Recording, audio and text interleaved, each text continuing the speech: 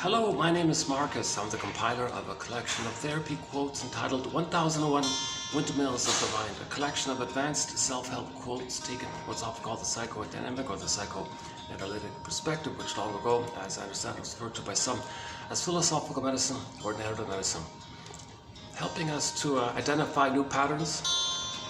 And that's sort of the opening premise of the psychoanalytic idea, meaning that we're influenced, our behavior is influenced by some kind of schema, some kind of internal working model, endopsychic structure, intrapsychic structure, some kind of template, some kind of like patterns, neural wiring patterns that may have occurred with the mother again and again. So some kind of a stencil or some kind of a blueprint, I guess. Commonly it's called schema or schemata. And the theory is that our behavior is kind of determined or heavily influenced, or mainly influenced, let's say, by this psychology, these memories, fantasies, a lot of memories, but we're not aware of it. But our behavior is a reflection of it. Our behavior is a reflection of our inner state, as above, so below.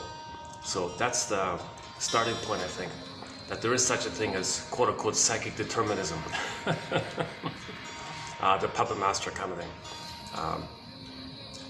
So that's, some people say, well, keep that in mind, that if you have behavior, well, the behavior has got to be some kind of motivation, some kind of purpose.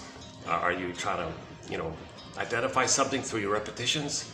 Are you trying to express, are you trying to communicate something? Are you trying to say something called action language? Are you acting out, as a way to, because you don't have words, so you're acting out to then see if you can put words to it. That's part two. We got to put words to our behavior. And then by putting words to it, it's called symbolizing. It's called, so you can assimilate, process, make conscious. And then it's considered digested and metabolized, processed, worked through or something like that. And then whatever was going on, whatever problematic that took place in the past can be laid to rest, so to speak. And now your life force can be more for the present.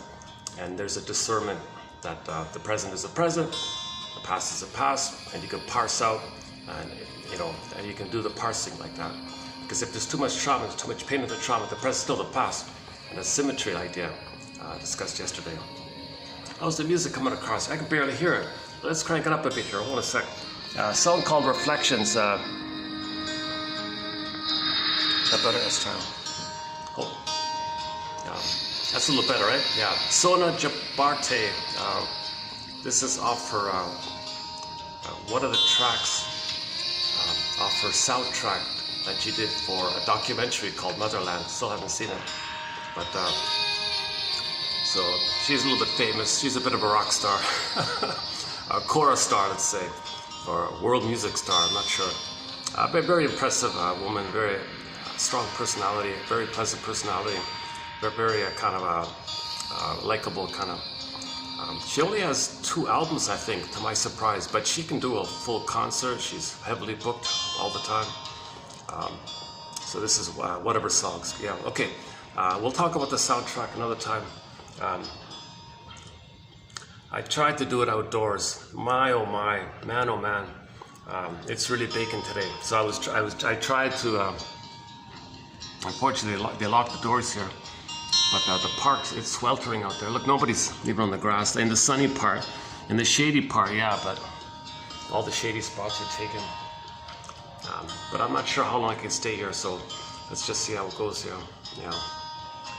Okay, let's get back on track here. So, yeah, that's sort of the opening idea that our behavior is influenced by our schema. Schema. Because with the schema, you're going to see things and filter things, distort, according to the schema, and you're going to see through the lens of the schema. Because the schema is the baby's understanding of himself, the mother of the world, how he felt, how he survived, how he coped. But the problem is, if it's frozen in its development, and it's a painful memory and everything's frozen, leads to dysfunction. Because you're going to repeat and reenact that distorted thing that the baby experienced, that traumatic script. And then you're going to see the present through the lens of that traumatic script, self-fulfilling prophecy, disappointed again. And that's a painful living, to always transfer the past to the present. When there's pain, we do that. We tend to do that, hoping to get out of that script, get a better script, get a memory where the mother loved us, get a memory where we got our needs met. But the present isn't the past. Nobody in the present can be the mother of the past. But the problem is the amygdala, which records this, does not know time. All time is that time. So the present is called the presentic past. Or in the present, you transit the past to the present, and then reenact the repetition of the record, of the 44th record called the cry for love. Mother, need your love? She said no. Mother, I'm angry? She said no. And you coped in a certain way.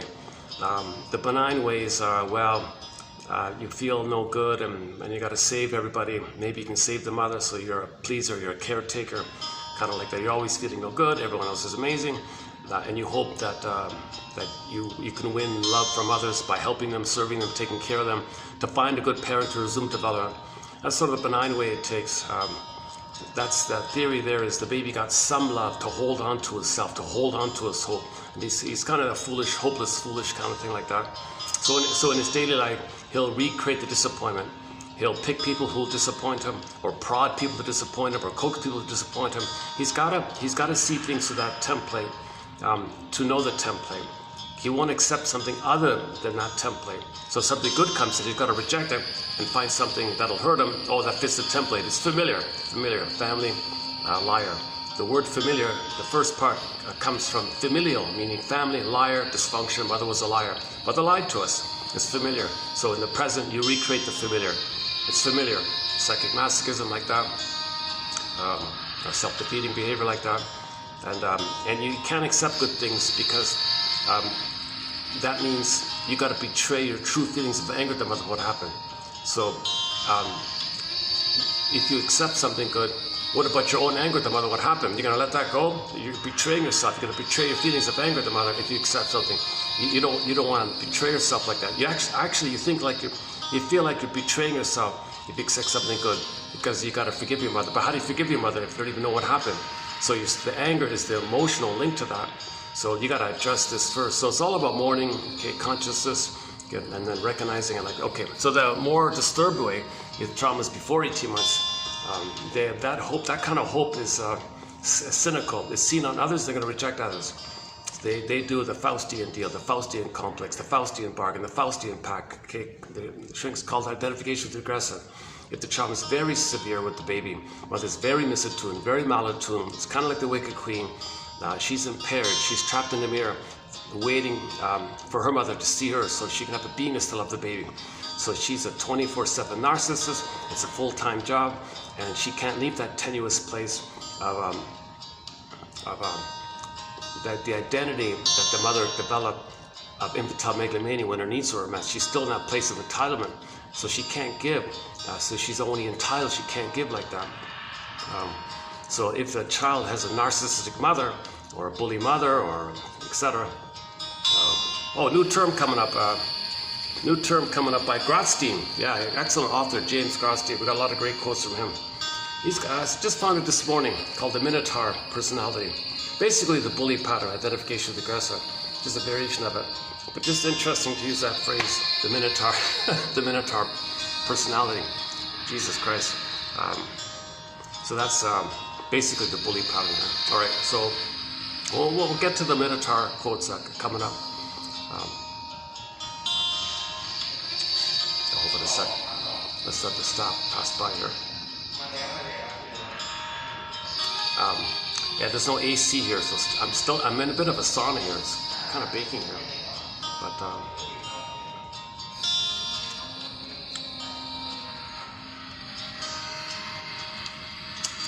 okay.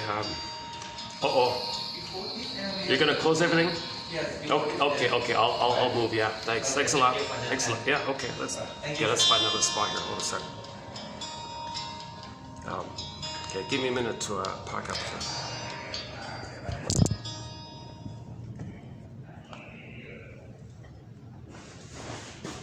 Oh, they're closing everything.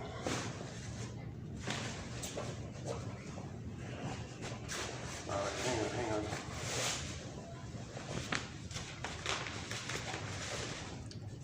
Let me return the chairs here.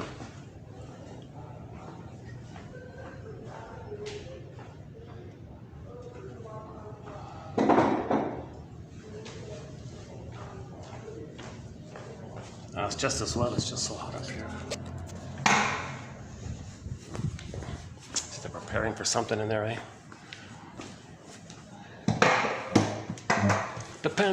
Depends on the situation, the staff.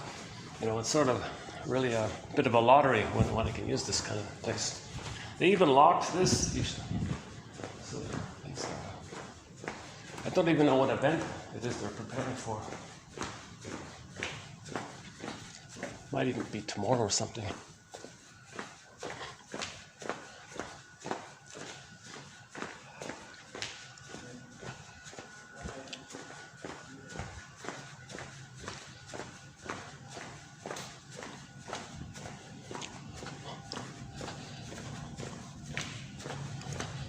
Depends on the mood of the manager.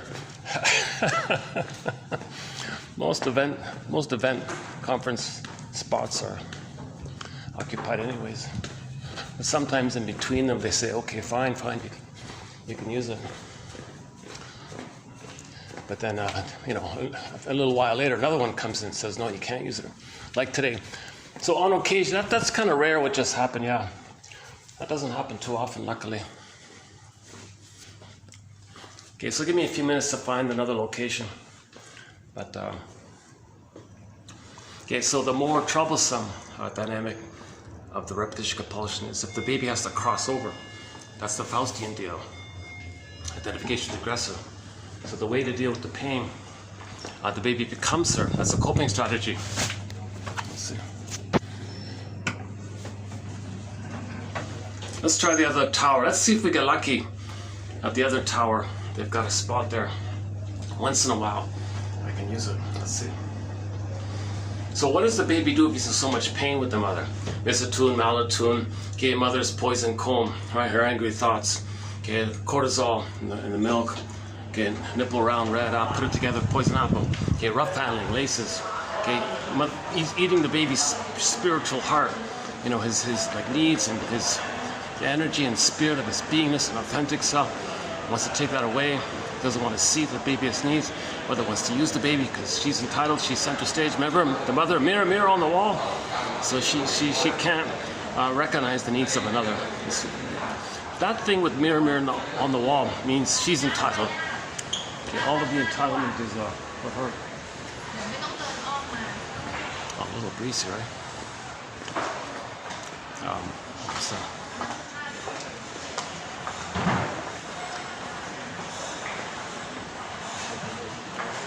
They've got a new DJ. That's just people want to numb out or escape or something. You know, the pain of the loud thumping. You know, and you want to put yourself in a trance, numb, swoon. So you're trying to trick your brain to send you endorphins, which numbs the pain. So you create pain so you can get the numbing effect. Kind of like people who stub their toe, you feel pain, and then they wish you kind of feel numb or something. So that was somebody's example. Not a perfect one, but I don't know too much about that kind of. I don't know about the chemistry of that kind of thing. But it's definitely outer focused. It's definitely kind of escapism kind of thing. Take me away, right? Blotting out the reality of your feelings in the present, escaping from your life feelings in the present. Okay, back to the identification of the aggressor one.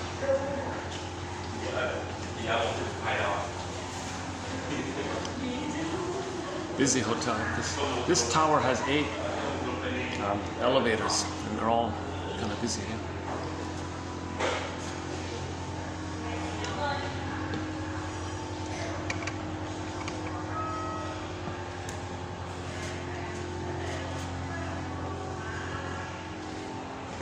Here we go.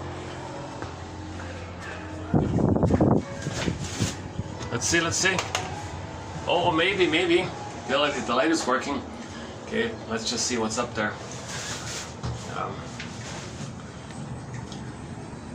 There's a little space under the rooftop, the smoker section. There's also no AC there, but I'll take it at there. So So identification. So what does the baby do? It's a coping strategy. It's a very desperate thing. The baby has to sacrifice himself, i.e., sell his soul. But he gets the sense that he can maintain some crumb of identity, some remnant of his archaic identity that he thinks the king and the god, called infantile megalomania. So all babies think they're kings and gods. They make everything happen. Oh no! Oh, hang on. That's on the top, right? Maybe not. I see a company sign here. Oh, there's a company banner here. Maybe not. Let's see.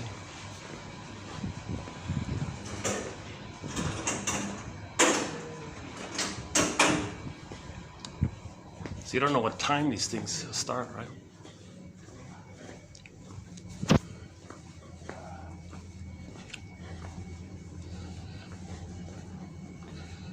Let me just ask the guy if it's okay. Let's see.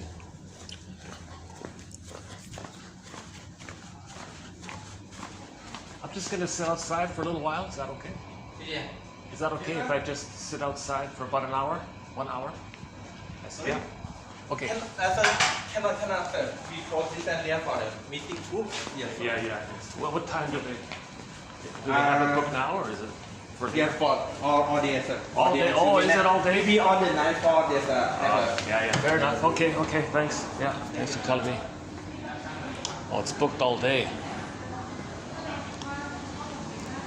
That's too bad, eh? Okay. I gotta figure something out here with the heat. With the heat now back, things seem to be kind of busier. It's getting harder and harder to find venues.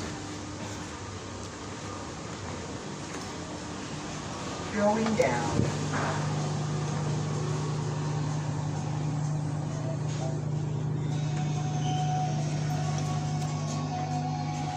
So identification with the aggressor. So the baby won't have his development. He gives it up. He freezes up his development, called stunted development, developmental arrest, emotional. So the imagery in myths and fairy tales. See, myths and fairy tales, help you to have some recognition of your trauma. Everything's so invisible in there. So myths and fairy tales give you some approximate of your trauma, right? So it's helpful like that. As a bridgeway to you can process your trauma. So the symbol in myths and fairy tales is that your soul is called the feminine element. And the feminine element is just a term to reference how our beingness has that kind of quote-unquote feminine moon-like quality, the serene, inexhaustible fullness of being, right? And so there's a powerful presence like that. Your presence is your beingness.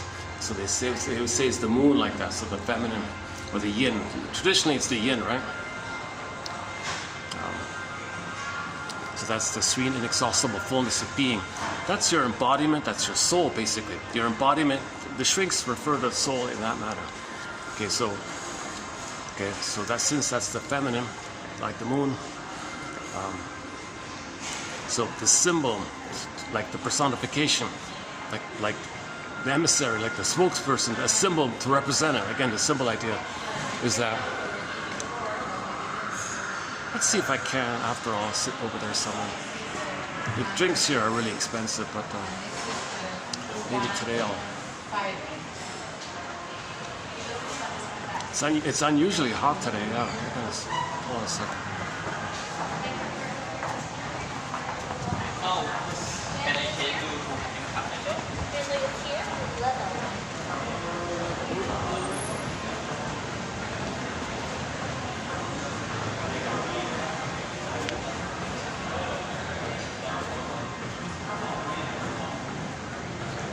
Hi. For one person, what would be a... Well, I don't want to... That's for a whole group, right? Let me look at the other side there. Hold on a second. What about this right here? What about this right here? What if I just do this? Jesus. It's gonna get noisy and crowded around here. That's tempting. She did say I can use this, right? So,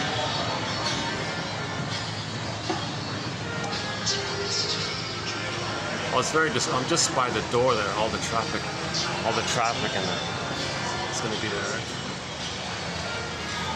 Son of a gun, eh? Give it a try. Okay, let's give me a minute to get the drink and hold the phone. Okay, hold on a sec. Okay. Sure.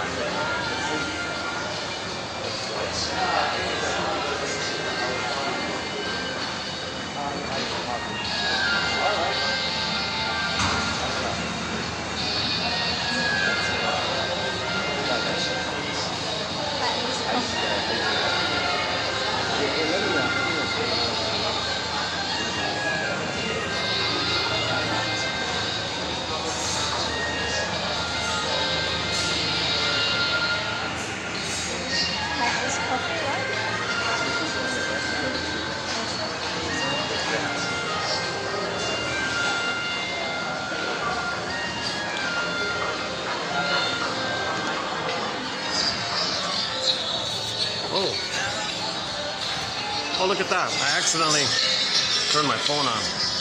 RTZ. Can you hear it?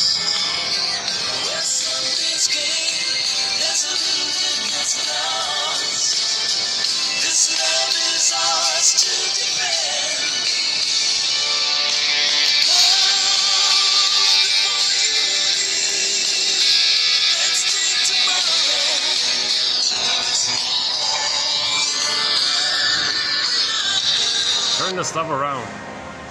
Okay, well, let's pick it up with the music for the time being here. So this is a dysfunctional love. We want to stop it, identify it, and create a new quote-unquote transformative script. A script that helps us to live and love and all that, rather than just repeat the traumatic past, getting disappointed again. So this being disappointed again takes two forms. As mentioned earlier, the more benign one, where you play yourself and find others who will disappoint you, but you're going to help them. I mean, you were originally as a child in a place where you want to save the mother, cure the mother, fix the mother. You feel guilty, no good, I'm wrong, but mother, you're amazing. Let me save you. Oh, you're impaired, I'm no good, but you're good. But I need loving mother, and really, in reality, you are messed up. So let me fix you, let me cure you. I feel in pain, so you're good. He can't see the mother's hurting him. He's got a psychic split. He got to make it up that she's good, but really he's coming from the experience of the pain. The mother is hurting him, although he does a flip thing, like a trick of the mind called psychic splitting, where simultaneously he thinks the mother's a goddess and keeps the goddess in minotaur. The mother's a minotaur now, right? Basically, it's kind of separate. So he wants to save the minotaur. Actually, the minotaur is not perfectly right, but yeah, it's possible. I've never used the minotaur in this context, but yeah, no, I think it's right. Oh, here's the change part. All right. Yeah, here. Hang on. Here, wait. You're just oh, hold on a second. Let me get you some change. Hold on. Wait a second.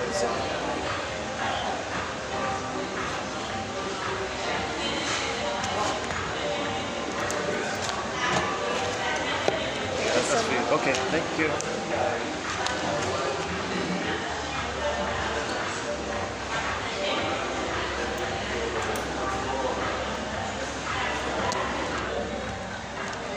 Notice how they give you the change in a manner that increases the chances of a generous, an over. I gave her a 20% tip actually, but if I gave her the change, it'd be like a 50% tip or something. But I imagine some people might have done it right.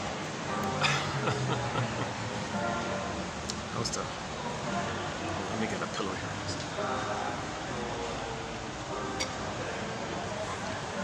Okay, let's settle in here. make it used to. I've never done the video in this lobby here. I've always avoided it because it's so noisy and active like that. Let's give it a try. Jeepers, eh? Oh, here's the drink. Hold on a sec. All right, great. Looks nice and refreshing. Okay. Yeah, great. It's probably not drinkable. Not even drinkable. I'm just kidding. Sometimes the hotel coffees are I don't know about this one. I'll wait and see. Okay, never mind. Once again, let's try to get back on track here. Actually, all things considering, it's about the same price as other places right now. Okay. So the benign way the repetition takes place. Okay, remember, when there's pain, we repeat. When there's trauma, we repeat. You got to think of trauma and repetition compulsion as synonymous, says Paul B. Russell back at 2119. A key pillar set of quotes in our collection by Paul B. Russell from his essays on the topic. No books, unfortunately, just some articles on the topic. That's sort of that was a very clarifying kind of set of material that we came across about over a year ago, or maybe 2 years ago. Repetition compulsion. So that's one of the most memorable lines for me. Is just think of them as synonymous. If there's trauma, repeat. Get out of the pain. Repeat. Get out of the pain. We shouldn't fear. Don't want the pain. Get out of the pain. The life force repeats the cry for love, but the experience was he was rejected. But he's got to have mother's love, but he was rejected. Huge conflict. So how do you recreate this massive, this painful dilemma like that? You gotta cry for love, and you gotta recreate the rejection. You gotta self-fulfilling prophecy, fit the script, and recreate the rejection. So in the present, you find something to fill that role of rejecter. Expect to be rejected, only accept rejection, and then you're familiar. Then you're familiar. But the positive intention by doing this is to make the inference of what you're doing. We repeat in search for memory and feeling. If we can get memory and feeling, okay, then we stop repeating. But if we don't have memory and feeling, if we don't build that reflective mind, analytic mind, okay, that observing mind, if we don't reflect on that and just question it kind of thing, wonder about it, why we do it, you don't ask any kind of whys like that. Curious, and you gotta have what the classic rock band, their latest song was called Wonderlust. You gotta have this lust for wondering, not wonder with the wanderlust. So you gotta kind of wonder, why am I doing the same thing over and over again? What's that about? Back to Paul B. Russell. You could have 20 lifetimes repeating this script, this 45 record. It's not going to change the past. It's not going to be whereby some magical time machine appears to go back in the past. Mother will apologize, give it up, and change things. So you can have 20 lifetimes repeating what's on the record. Okay. So on the record, okay, the record is the imprint, the traumatic script, the grooved in, neural wired in the brain experience of the baby cry for love. Mother said no. Emily Dickinson describes it as a great hope. The baby had a great hope. It fell, crashed. You heard no noise. Okay, the wreckage was within. The wreckage. Okay, pin goes on the collar. Remember the beingness, the symbol by the princess. Okay, the wreckage. She's got to morph into a fox or a bear or a bird or run away, fly away like that. Okay, or Rapunzel will escape and be locked in a tower. Snow White will be in a coma, in a glass coffin in the forest like that.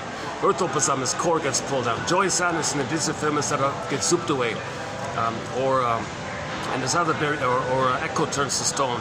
So we don't. If our soul turns to quote unquote stone like that, the term long ago was no feelings for your words.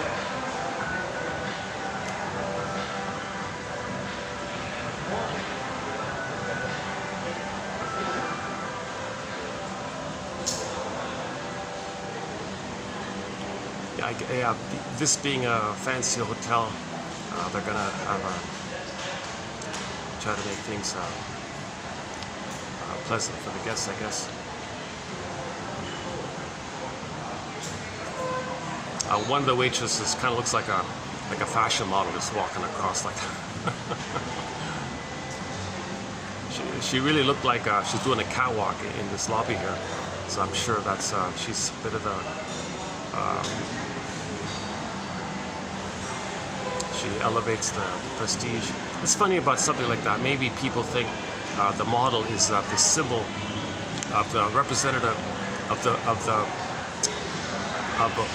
it's kind of like, one quote was like, the model is seen as the woman is representative of what all men want, right?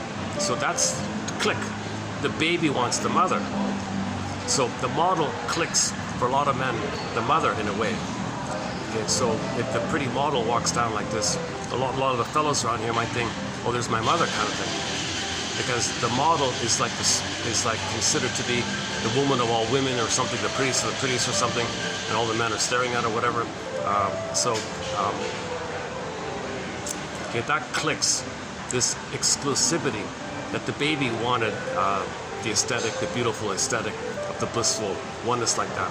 So the breast is beautiful for the baby, right? It's beautiful for the baby. So if something in society is considered, very beautiful like that, it might click. Okay, trigger. Something resembles the past, you feel the past, and then you transfer the past to the present. So unconsciously, a lot of men might have that little tingling of, gee, there's the promise of the blissful mother. It's elusive, it's passing me by, you walk right by. Mother, where'd you go, kind of. Reality, you realize it, but there's still a part that kind of like, it gives people that dopamine hope or something. Dopamine is a pleasurable, exciting feeling.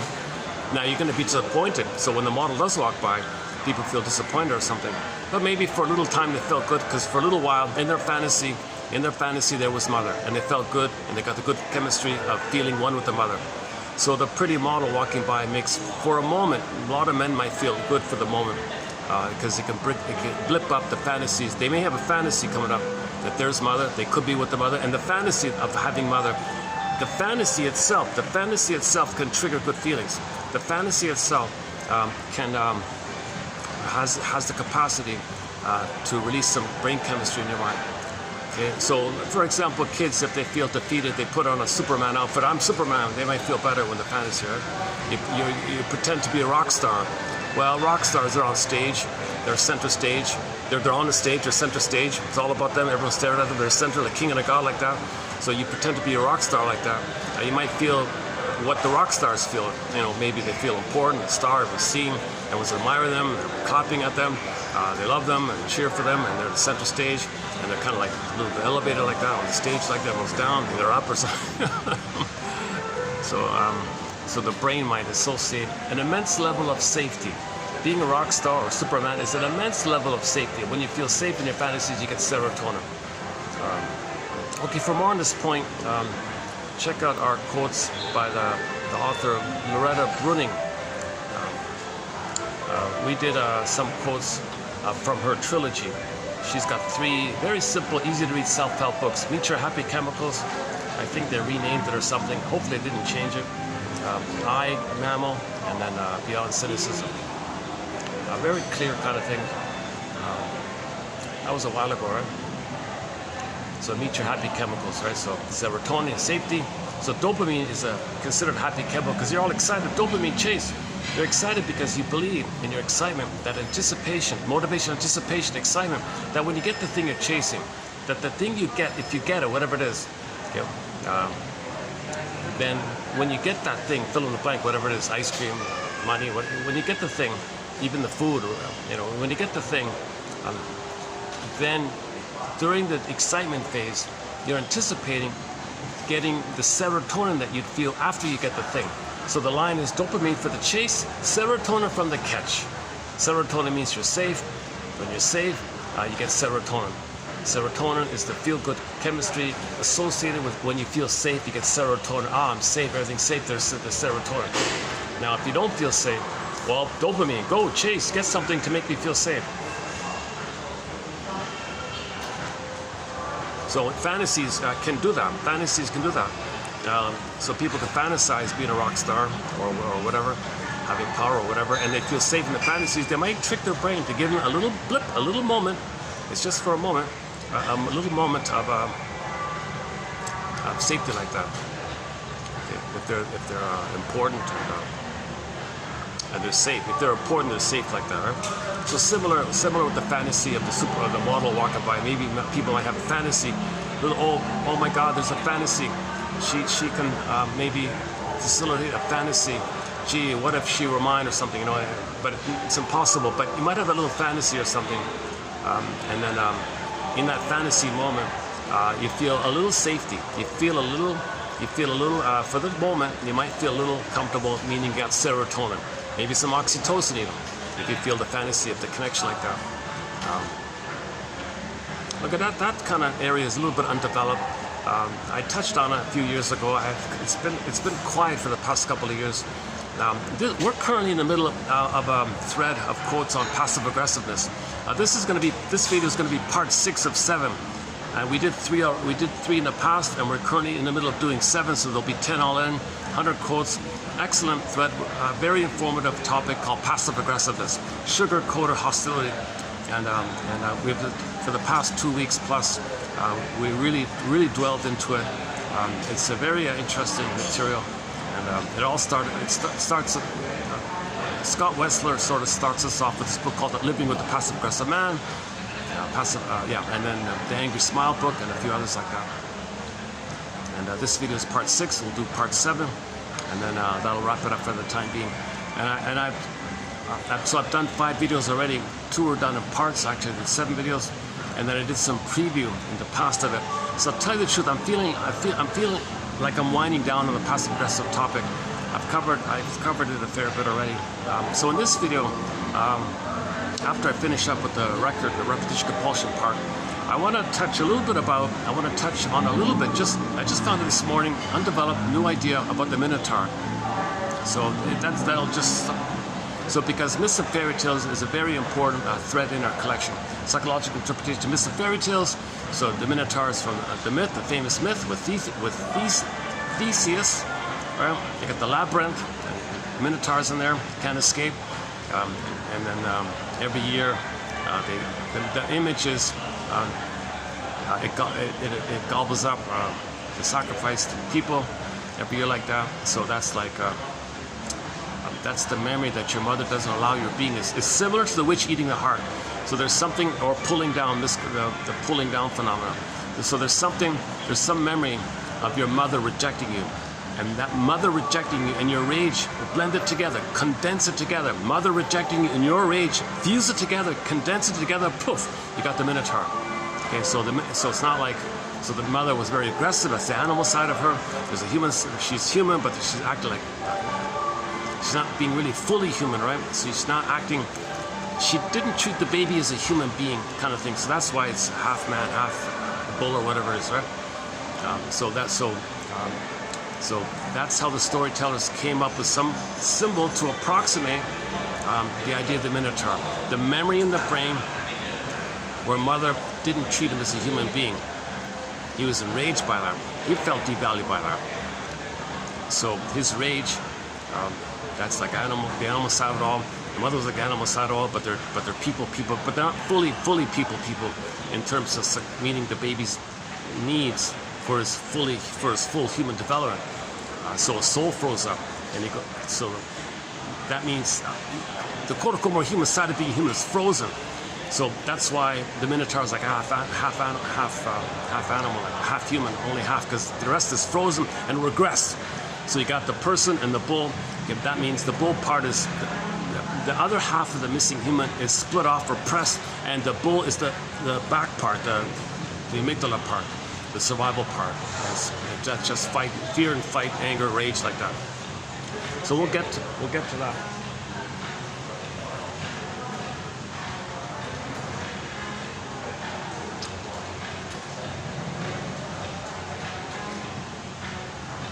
All the guards and staff. I'm new here, so maybe they're all kind of like checking me out or something.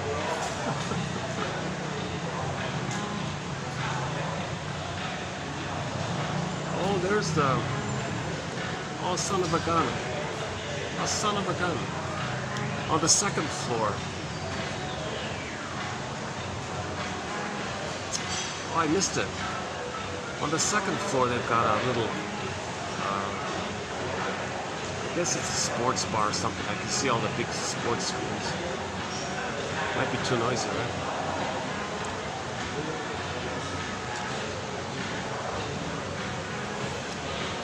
Okay, where are we here?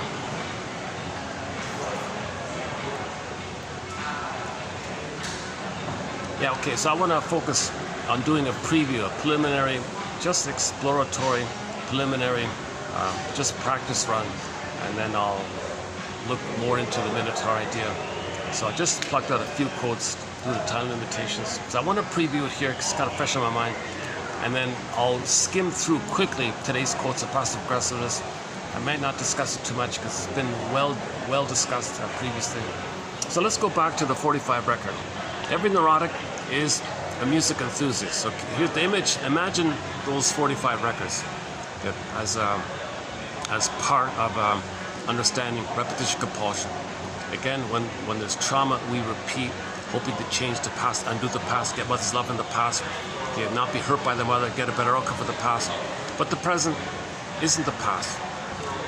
But we have the compulsion to repeat that experience with others symbolically, fantasy-wise. It doesn't work, so the trauma's still there. When the trauma's there, you repeat. The repeat is all symbolic, it's all mirage, it's just fantasy, basically. You're superimposing your fantasies on people, it's not real. It's called symbolic acting out or transverse acting out. That means acting out. You're just trying to communicate with repeating the behavior, reenacting they call it, symbolic acting out. So since it's all symbolic, remember symbols are not real. So since you repeat the trauma and everything's symbolic, the trauma's still there. If the trauma's still there, we repeat. Doesn't work, trauma's still there, repeat. Doesn't work, trauma's still there, repeat. So that's the idea of the wheel guy. The guy in the wheel, what is it, Exion or something? The suffering, wheel of suffering guy. So we're kind of, when we repeat this kind of thing, that's the 45 record we're spinning around, this suffering thing like that. When we talk about weaning trauma, the related image, associated image with weaning trauma, it's kind of synonymous. Developmental trauma, interpersonal trauma, relational trauma, betrayal trauma by the mother, weaning trauma, and so on. If there is this kind of weaning trauma, that means the baby reached for the nipple, mother pulled it away. Mother, I'm not ready yet. Don't do it. No, I'm not ready to separate from you. I need time. Don't wean me prematurely. Give me some time for peace sake. What's the hurry here? Why so impatient? Can you let me have enough experience of safety and soothing and warmth so I can pick up on it for myself? Don't leave me with this vacuous, empty, hollow feeling. That's called weaning trauma. So in the myth, get back to the myth, Tantalus, you saw the guy there, and Tantalus, he's sort of immobilized in the myth, but he sees above his head the cherry or the apple or the grape or whatever, and when he reaches for it, the wind blows the branch. The weaning trauma. He's doing it again.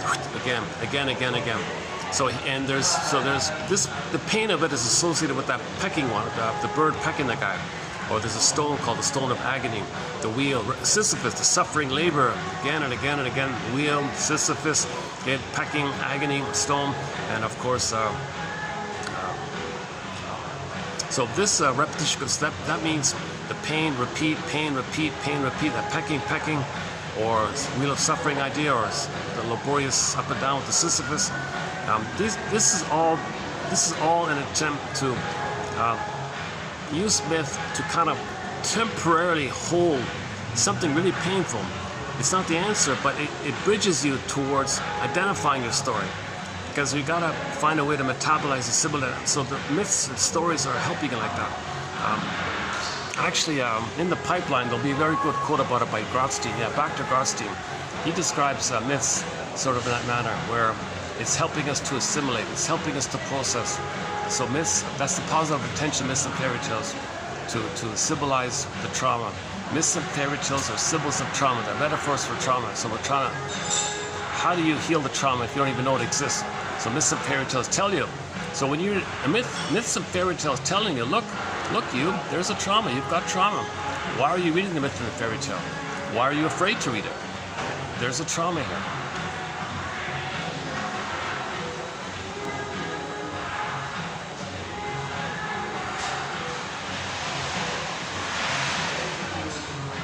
A second.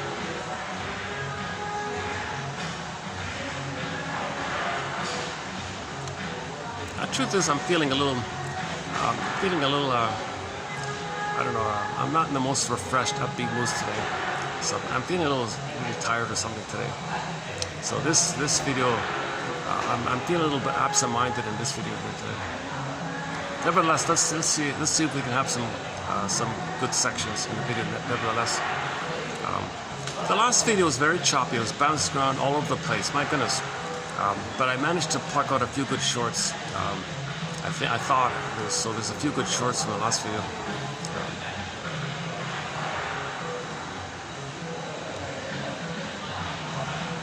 You know, there's a quote that if you're making a video and you're thinking I got to produce good shorts, you won't. So just focus on the process.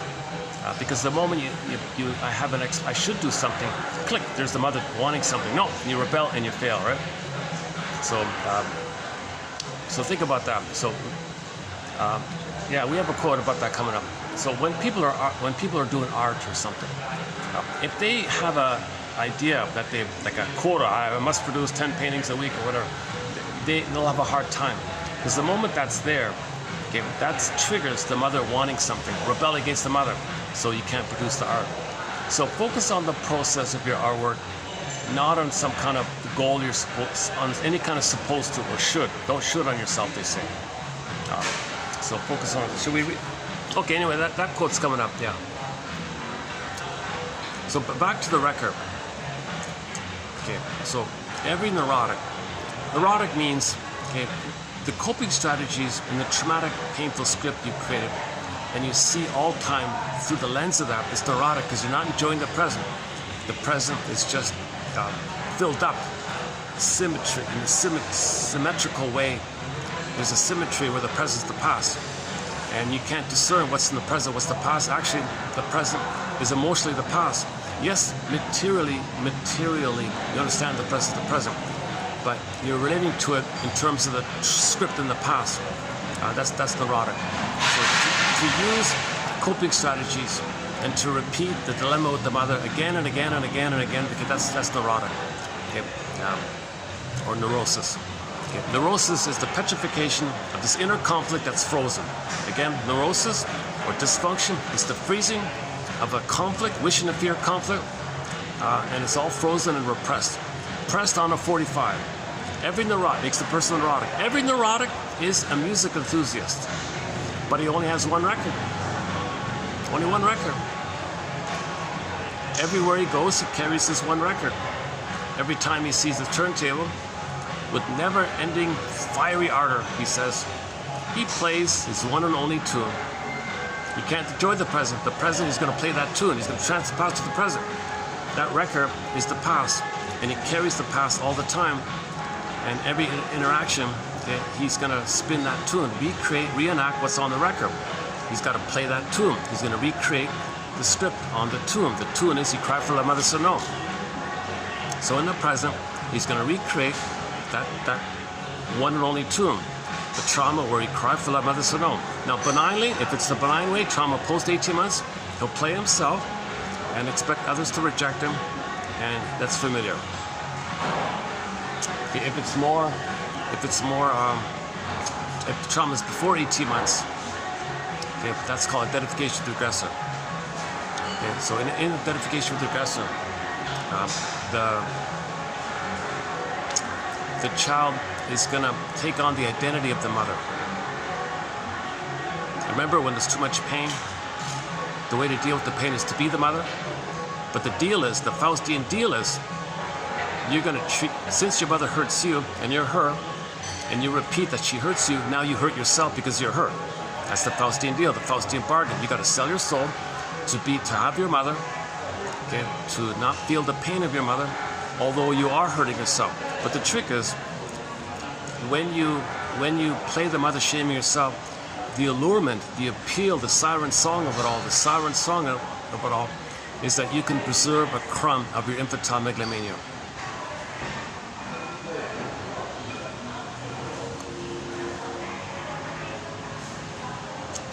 Quite a range of characters here. Like a tired old, half-drunk businessman. We got maybe some holiday people.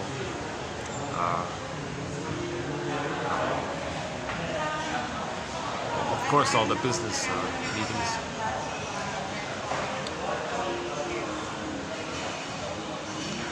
Oh, and then the fancy event on the top.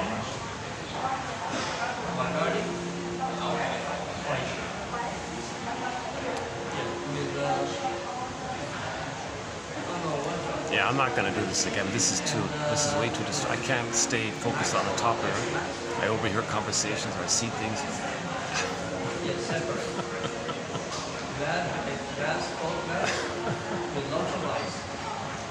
And I'm doing it in a not too when I'm a little tired, it makes it worse. Okay, so the stinger and the clear. So identification with the aggressor, the Faustine deal. Once again, identification with the aggressor. Sandra Frenzy's term, excellent. No one's come up with a better term. So identification with the aggressor seems to be pretty good. Because the mother's the aggressor, right? Mother said no. Mother said it's all about me. I say no to you. You're the aggressor. Either she's overly aggressive or covertly aggressive in her passive-aggressive manner, where she withdraws and it's bye-bye. That's very aggressive. Or overly aggressive, where she rough handles the baby or something, or she just neglect and absent and not around for the baby. She's aggressive either overly or covertly, actively or quote-unquote passively. She's still like sneakily or hidden in a hidden way, and no one can see it kind of. But the baby experiences mother's aggression. Mother's the aggressor. If mother's the aggressor and the baby's being aggressed upon by the aggressive mother, remember the mother, the baby has a need. Mother, hold me in this position. I'm not comfortable. The milk is not flowing properly. I'm getting air bubbles or something. I'm not physically comfortable, and I'm scared by the erratic thing with the milk coming or something. And the baby nudges the mother. Can you change it this way? No, I will do it my way. Whoa! So the child's autonomy, the child's initiative, the child's wishes was rejected. Ate the heart. Okay, comb, lace the hand. Okay, all that stuff. So the mother is not attuned and doesn't care about the baby's needs. In fact, the baby's needs reminds her of when she had needs and mother rejected them. So since she identified with the aggressor, the baby reminds her of her. To not feel the pain that she felt when she was a baby. Okay, identification with the aggressor. She's going to repeat onto the baby what happened to her. So the mother will be the aggressor. The baby will be as her, seen as her, reminded of her, and she'll shame the baby to not feel the pain of when she was a baby rejected. Some people call it an anniversary reaction. Anniversary reaction. Okay, so mother originally as a baby had needs, mother said no. Okay, she grows up, has a baby, and then having a baby and the baby wanting something, wait a minute, this is anniversary here. Anniversary here. I feel like when I was a baby, I'm reminded now of the pain I felt. This baby having needs reminds me of when I had needs and all the pain I felt. I don't want to feel the pain, so squash the baby's needs. To get away the needs because she doesn't want to be triggered and she doesn't want to be reminded of what she felt when she was hurt by the baby. Okay, that's one way to think about this whole dynamic. Okay, so now that baby's going to identify with the aggressor. Oh my God, mother, you're hurting me so much. So now the baby's going to identify with the aggressor. When the baby identifies with the aggressor, he preserves a crumb of agents, a crumb of identity. All babies think they make things happen.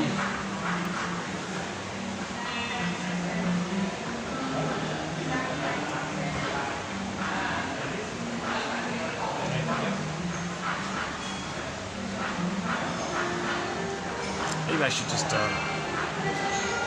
let me take a 2-minute break. Let me try a little bit of this.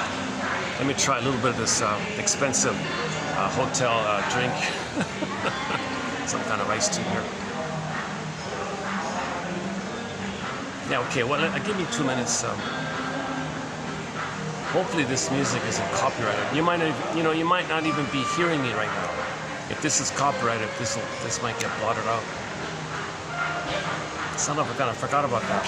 Yeah. Most of this overhead music in the hotels are copyrighted. So let's see if we get lucky and it gets through okay. Okay, I'll see you in 2 minutes. Hold on a second.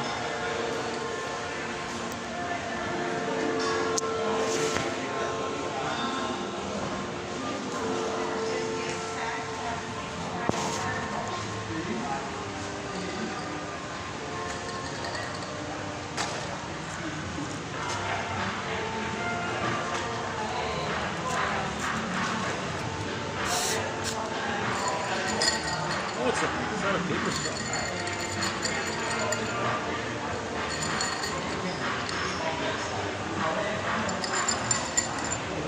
Oh my God.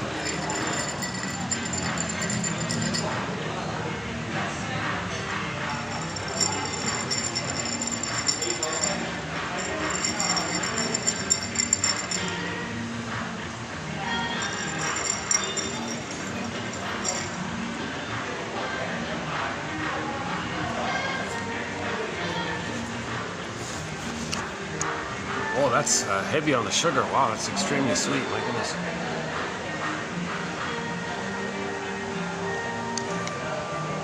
Let's let the ice cubes melt it. Maybe it'll, drinkable, more drinkable. Yeah, I should have asked just for a lemon tea with no sugar or something. Next time.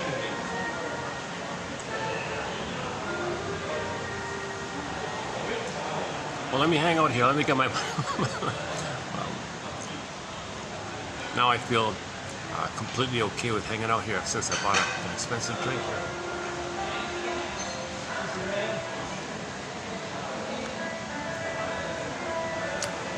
Identification of aggressor. My God. Okay.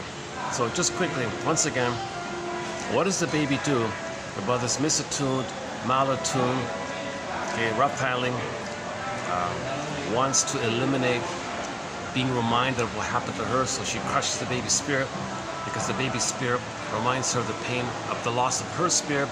She doesn't want to be reminded of it, so she wants to remove the source of the reminder, so she squelches in the child.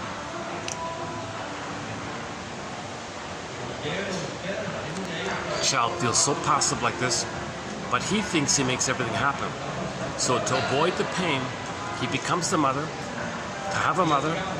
Now he makes something happen by shaming himself. So he shames himself. So he saves some remnant of narcissism. He gets the bond with the mother because he is her. Now the thing is, to have a mother, he thinks he's gonna mirror her and save her. And he's going to be loyal to her by shaming himself. Okay, that's the seed point, or the quote-unquote ideology for all dysfunction.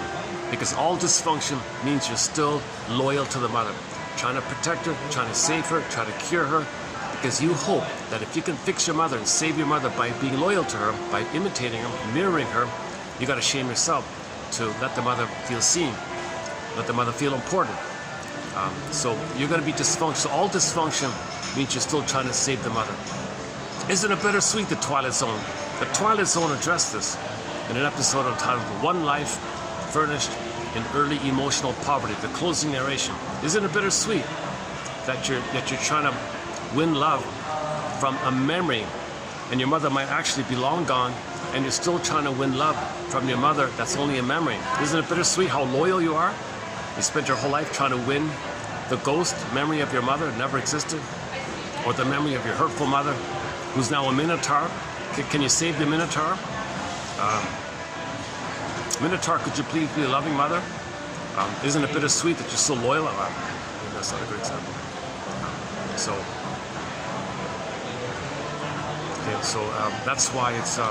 That's why people are dysfunctional. People are self-defeating. Okay, or layered over, flip identification of the aggressor.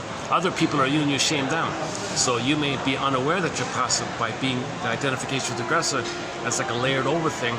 To not be aware that you're shaming yourself. You find proxies to play you and you shame them, and that's you. And then poof, the one you shame, who's you, poof, there's your mother, and you're angry at the mother.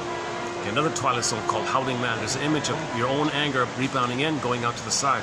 So to get your anger at your mother on the side, find someone who's you, make a negative joke about them, some disparaging kind of negative joke, insult kind of thing.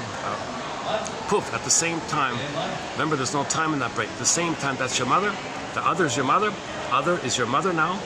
Okay, now there's your mother, the other being your mother now. Now you're angry at the mother, you can express your own personal anger at the other who's standing in for the mother. And that's the symmetry. Your anger at the mother's got to come out. You can't hold all of your anger towards your mother in your body. You get sick, you get ill like that, so you're always looking for a way to blow off steam. And that's the message of the Howling Man. It goes in, it goes to the side, goes into the side. So the monk said, hold the phone here. Analyze this. Be aware of it. So the viewers meant to observe this kind of thing.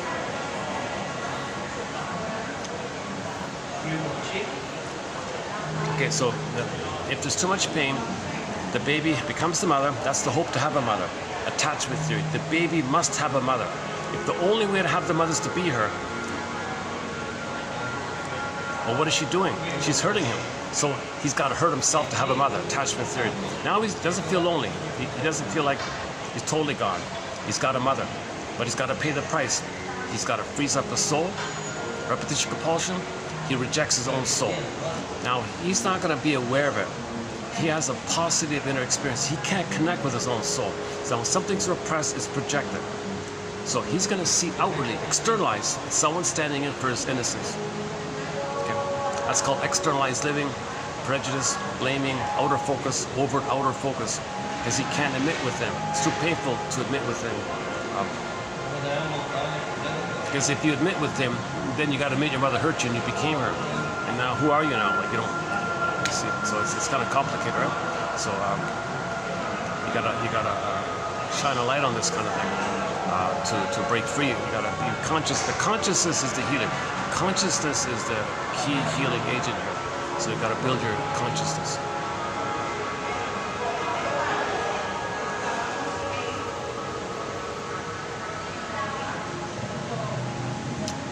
Yeah, she has quite a presence, the modelish like waitress crosses it. Because you've got like dozens of businessmen all around. They probably pay her a high fee or something.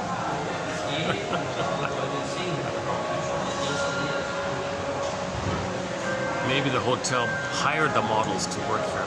They get an extra or something. Or maybe they just get a lot of generous tips by people, I don't know.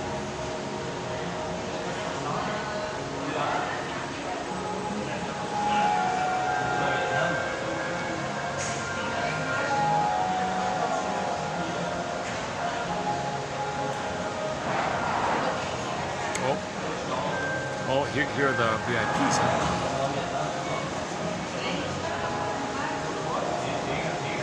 Maybe not. Okay.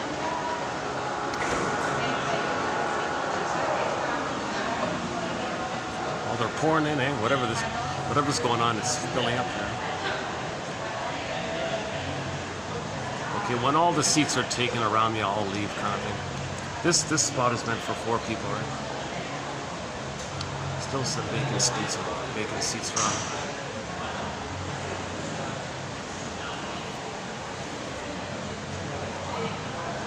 Yeah, maybe there's some shade outside. Go outside.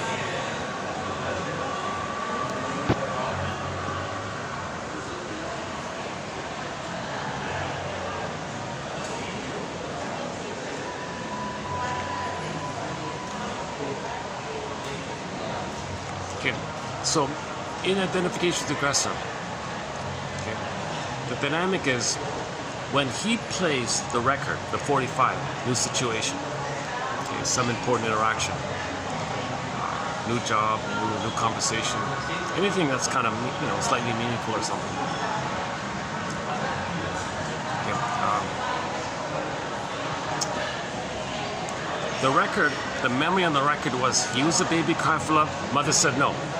And so when he plays the record, he's going to play the mother who says no side.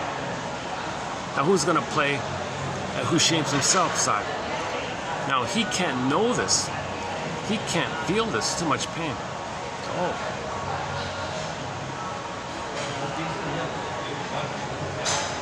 A major hole, massive, like a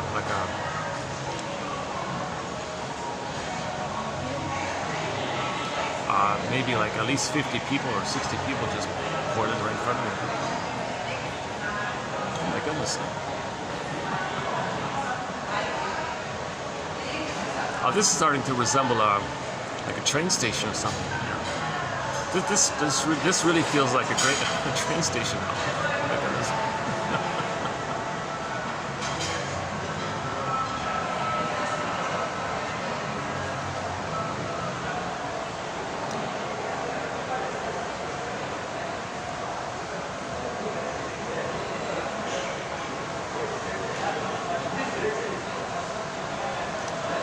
one person is carrying, or no, 99% of them are just rolling their suitcases, right? Just gently rolling it along very easily, right? The wheels must have improved.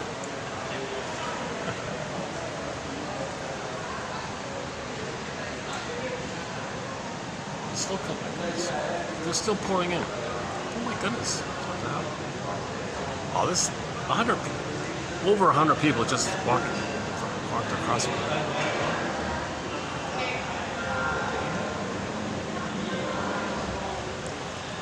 Okay, so the 45 record, new situation. So the interaction with others is going to be you. They're going to say, in their fantasy, they're going to think, hey, whoever you are, new situation, you're going to be me. I'm going to see you as me, innocent. And I'm going to imagine that you're me, you're a vulnerable me, wanting something, needing something, and trusting somebody, innocent in some way. I'm going to see that side of me onto you, okay? He's saying to himself. Now, he sees how the other person is playing the role of him as a baby in the nursery. So he's going to replay what happened in the nursery, right? So the other person is a proxy, externalized, projected, seen on, displayed on. It's outer focus. Remember, outer focus, you can't feel this with it. You can't know this with it. So it's projected. So it's going to project the soul onto someone else. Oh, you there. You're an innocent soul like that. Aha. Aha. Repetition. Going to play it again. So now I see you as the baby. I'm now the mother, the aggressor who says no to me. Suppressed, projected, I say no to you. If I say no to you, it makes me unaware that I'm saying no to myself. Now I have the need to find others to say no to reject. So I'm not aware that I'm rejecting myself because I'm the rejecter who rejects myself. So Burglar's line is, oh yeah, so he says to himself, see, I'm not the victim, I'm the aggressor. Okay, he calls that pseudo-aggression, kind of a fake, sick aggression because you're not asserting and you're hurting others and you're hurting yourself, but you're preserving the fusion that you make something happen and mother's the aggressor, so you're the Minotaur complex. So we could say identification of the aggressor. We could also it's basically the same thing, right? The Faust complex, the Minotaur complex. Okay, hang on. No, the Faust complex is more general. There's various forms it can take. The Minotaur complex would be synonymous when the Faust complex is associated with the bully pattern. The bully pattern does the Faust complex. So when the bully pattern, when the identification of the aggressor is associated with the bully pattern as the Minotaur pattern or complex, then we can say it's synonymous. So the Faust complex is a more general term, and various personality patterns can be involved in the Faust complex. So the Faust complex, you can have all kinds of narcissistic types.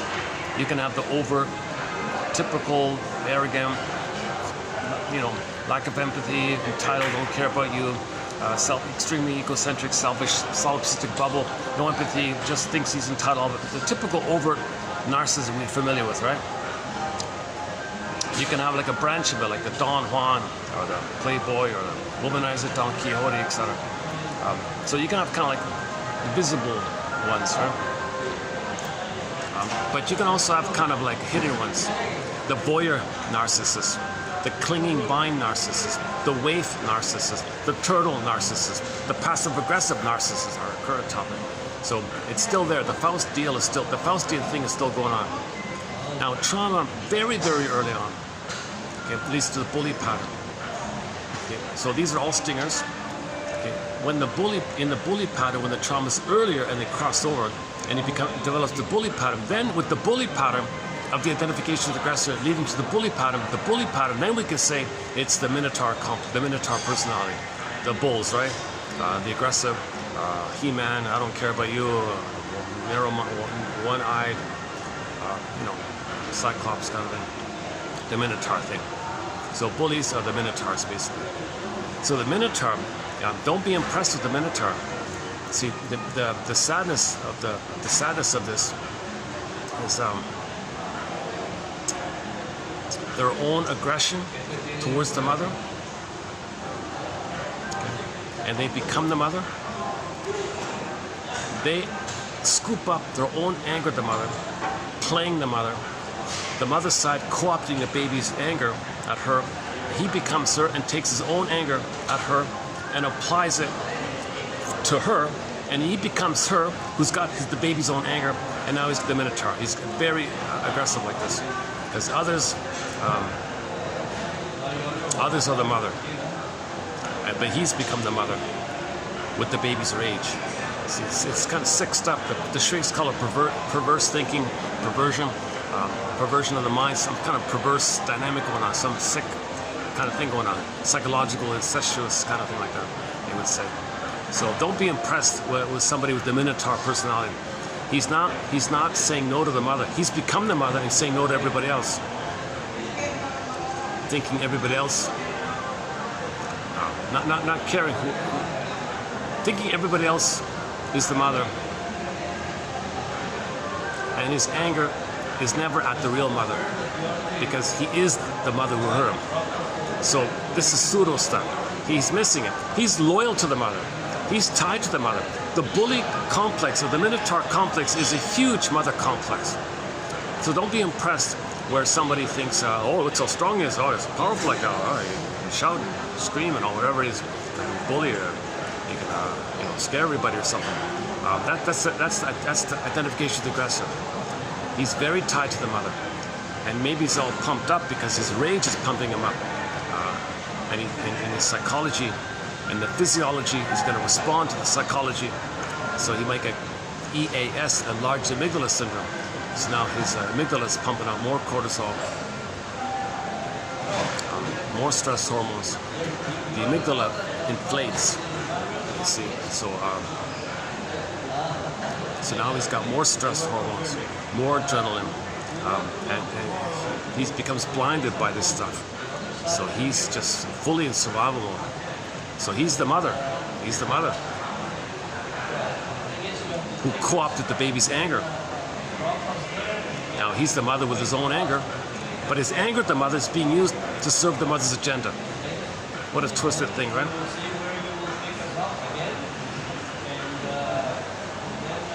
So that's why he's got to constantly be rude against others. He's got to constantly act like a bull everywhere all the time, I guess. Minotaur complex. Yeah. That's one way of thinking about the bully pattern, right? Okay, back to the general idea, identification to aggressor. So in every new situation, okay, he plays the wrecker, he plays the aggressive mother, he shames himself. Okay. Now he doesn't know it, so he's going to see himself onto others. So others will play him. After he shames himself, he projects himself simultaneously onto others. It's a little time there, so it happens at the same time. So others are him. He rejects others in his dark humor, black humor, sadistic humor, whatever. That's how he played the record. Others are playing him. He plays the aggressor. So he played the record. He cried for love. He cried for love via the proxy. Well, simultaneously, he cried for love, the mother rejected. So the proxy is crying for love, he rejects them. Now he is angry at the mother for all this. Nevertheless, he still is angry at the mother. So, because of the fusion and no time, and this undifferentiation, the one he thinks is his soul, which he hates and all that, and says negative things about, shames others, ridicules others, simultaneously, he sees his mother there hurting him. Now he's fighting with the mother. So now he hates the one he's shaming. So very traumatized, perverse-minded, okay, psychologically disturbed, whatever. They hate the ones they hurt. So they shame and hurt and mock, then they hate them. You see, because they're coming from everyone is them. They were shamed, mother was dangerous. So everyone is no good or dangerous. So first they're playing the aggressive mother one, others can play their no good one. And then flip-flop, they can play there, no good one. Who's angry? The mother. That flip-flop suddenly is now seen outside. The person who just played you is poof, there's your mother. And then you play yourself, you open the door, anger the mother goes to the other that who just a moment ago or simultaneously played you. So he did it. He did it. He replayed the record. In a perverse way, he replayed the record. It's layered like that. It's kind of hidden like that. You gotta have a flashlight to see all these things going on. So that's what psychoanalysis is all about, to give you this flashlight, this soothing light, this light of consciousness, so you can see the mechanics like that. You can see the psychic maneuvers called defense mechanisms, psychic defenses.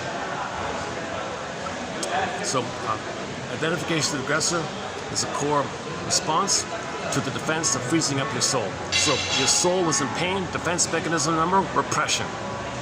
Exile your soul, flies away. Pin in a collar, same stuff. Okay. Then you become the aggressor. Get repetition compulsion. You can't if you're not aware of it, you repeat. Now with repetition compulsion, there's two things going on. If you don't, because of the pain, you're going to repeat, and you can't handle the pain, so you repeat. That's part A. Part B is actually there is an attempt at healing. There's an innate drive for healing because we all do have a conscious side. So we got to build a conscious side, build a conscious ego, build the analytic mind, whatever you want to call it, okay? And then observe. So we repeat because we know we can observe it, and then when we observe it, you see, then we got somewhere to go, right? After you observe it, we got some options. Oh no, options. O-N-O, oh no, options, not obligations.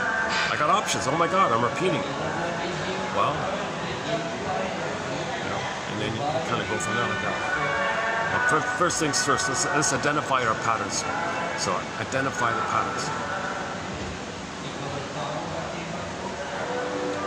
Why would this drink be so sweet? My goodness. I see. People are traveling. Oh, I see. This is meant to be like a comfort food, right? People traveled a long distance. Maybe they've been on the plane for 30 hours, 20 hours or something. They come in, they want a cold drink, and maybe they're lonely or stressed. I'll just give them a lot of sugar, just dump a lot of sugar in there. The sugar will trick the mammalian part of the brain into perceiving that the person's safe. And when you're safe, you get serotonin. Ah, I'm safe. Give them a lot of sugar, it'll calm them down for the moment. Because they're stressed out with delays at the airport or whatever.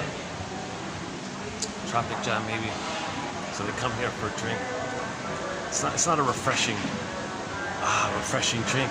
It's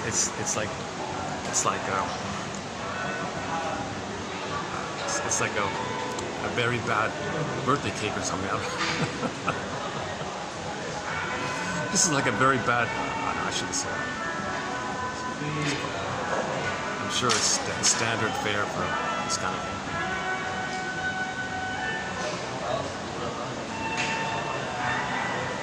You're paying for the environment, the nice atmosphere. One second.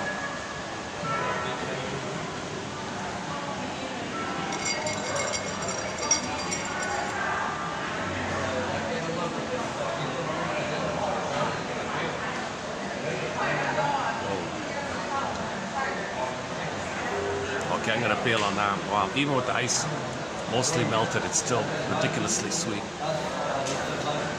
You don't even taste the tea. All I taste is tea-flavored sugar. This is tea-flavored sugar. This is not. This is basically sugar water with a maybe a hint of some chemical that resembles tea. I don't know what it is. I don't recommend. Go to the mall nearby. Their drinks are way better. You know, the coffee in the mall actually, there's a lot of good coffee options in this area here. I found. I would say there's a good there's three very good local coffee brands. Two, I'll make that two. There are two local coffee beans brands around here. Oh, another group passing by.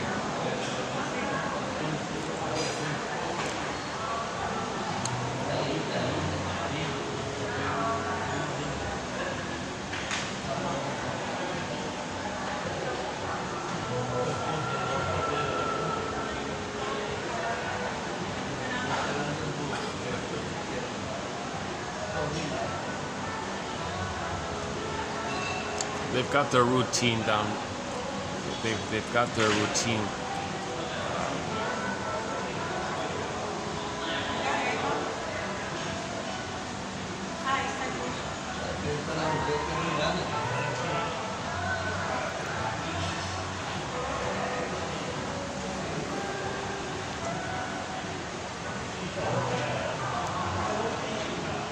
Okay, where are we here?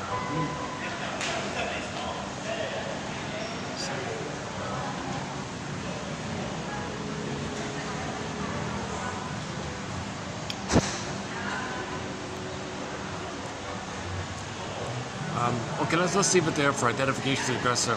There's more to it. There's way more to it. So trauma before 18 months leads to a variety of stinger personality patterns. The commonality of these various stinger personality patterns include identification of the aggressor. Their soul is going to be outwardly. Okay, paucity of inner experiences. Okay, the image is the chasm. Sarcasm, the chasm, and inside out too there's a chasm in the earth. Geological metaphor that some core fault took place, and like the earth cracked open like that. So the idea was there's some really flaw that took place called the basic fault or the core fault, called weaning trauma or relational trauma, interpersonal trauma, developmental trauma. And some fault took place, and the soul had to fly away. So earth opened up, this core gets pulled away. The core, authentic core of a person, called the beingness, gets zooped away. This core gets pulled away. So now you got this gaping hole like that. So you can't be there. There's a positive inner life. You can't have an inner life anymore. There's no inner life anymore. It's just so lost like that. And guess what? Your soul flew away from your aggressive mother. Now guess what? You became the mother who's going to attack your own soul. So your soul is going to fly away even further. So the more you act like a minotaur, the more your own soul flies away. Hence the title of one fairy tale, Go I know not whither, and bring back I know not what. Like, whoa, right? Because your soul is afraid of you. If you are the mother, your soul will stay away from you, kind of thing.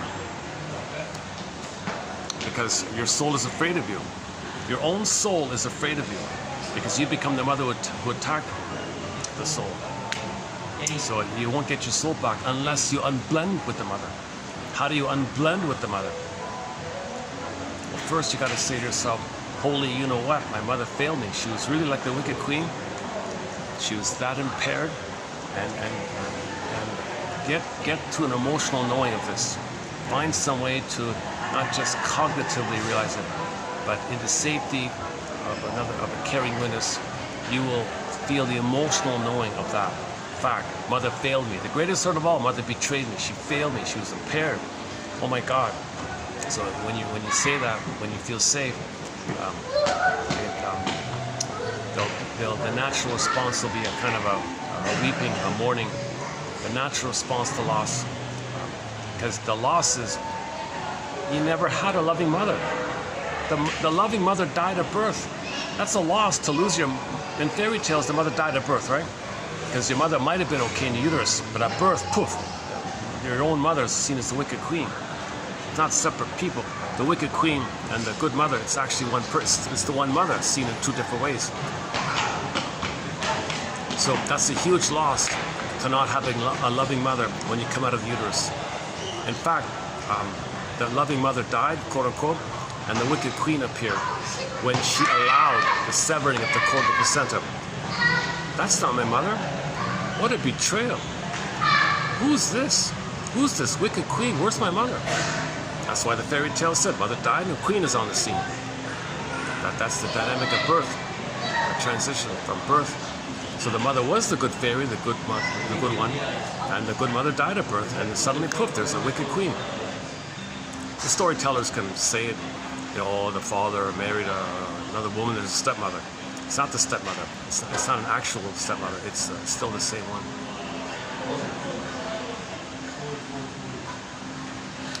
So.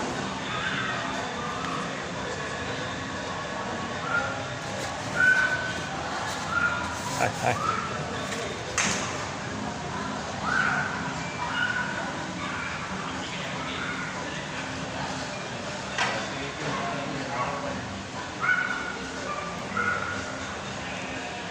The couple behind me is just annoyed by my talking.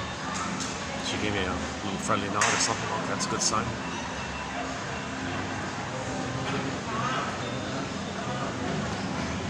What language is that? I can't even hear the language.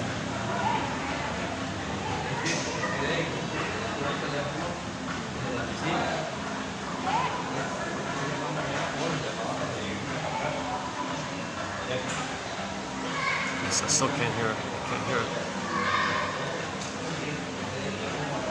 It's not English.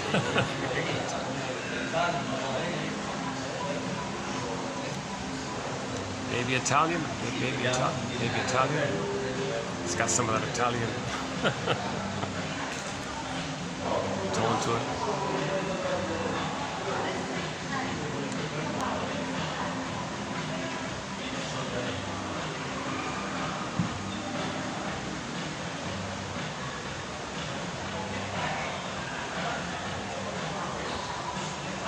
Yeah, this model, like, she's really having fun. I think she feels like a star or something. She's feeling the power of being the prettiest one.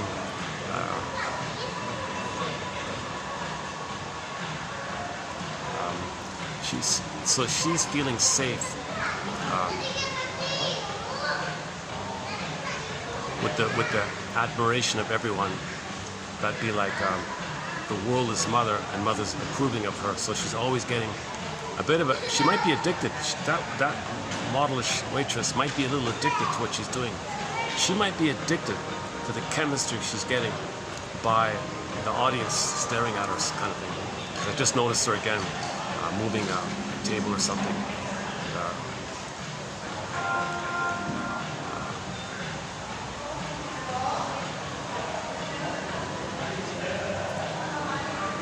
I wonder if her colleagues are envious of her. I don't know.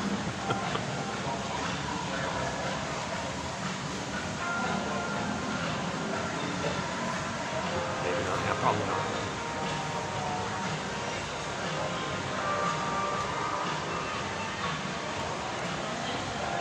Jeez. I get a lot of looks from the various guards. They got a whole bunch of guards and things around here. I can see 5 guards on.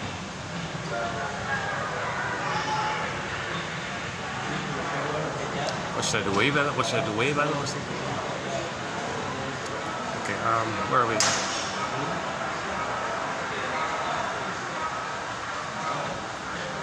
I'm new, so they gotta check everyone out, right?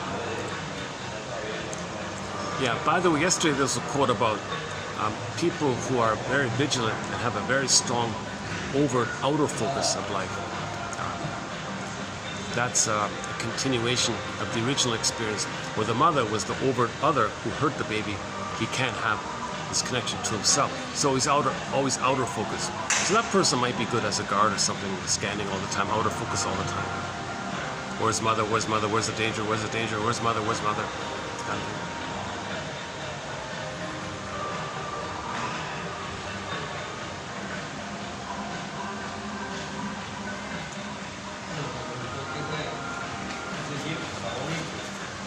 Another choppy video today, my goodness. Maybe what I'll do is, let's do this. Let's see if I can start in on the preview of the second half of 30-30. This one, 30-30. On the Minotaur. So this is totally fresh for me. Yesterday we had the one quote by Miss Marilyn Charles, where she equates the Minotaur really, in terms of your personal healing journey, it's resistance.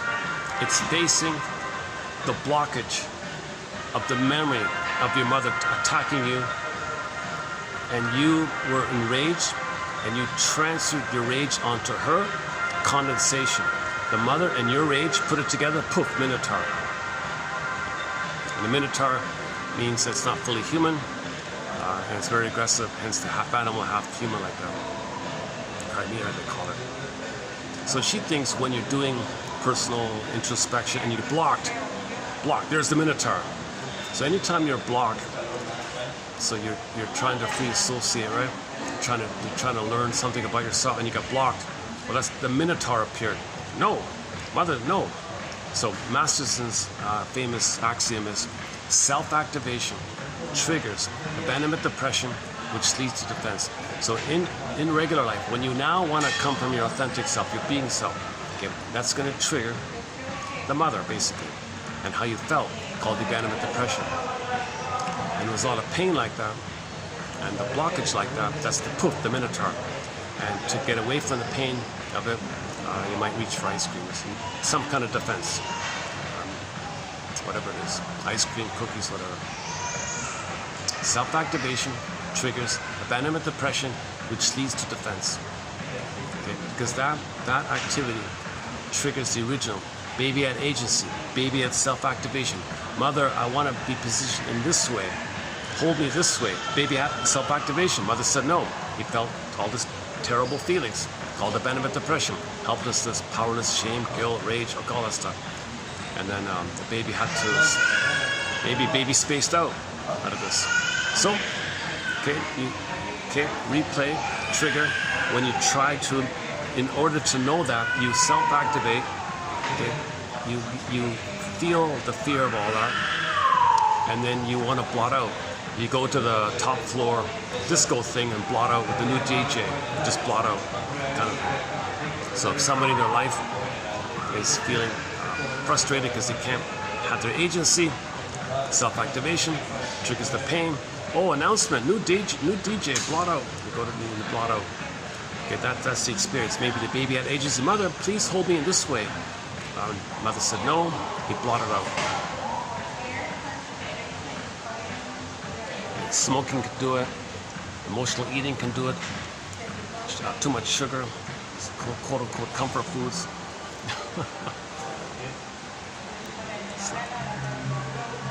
It's discomfort, comfort.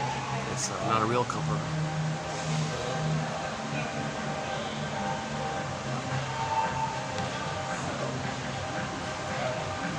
Okay, again.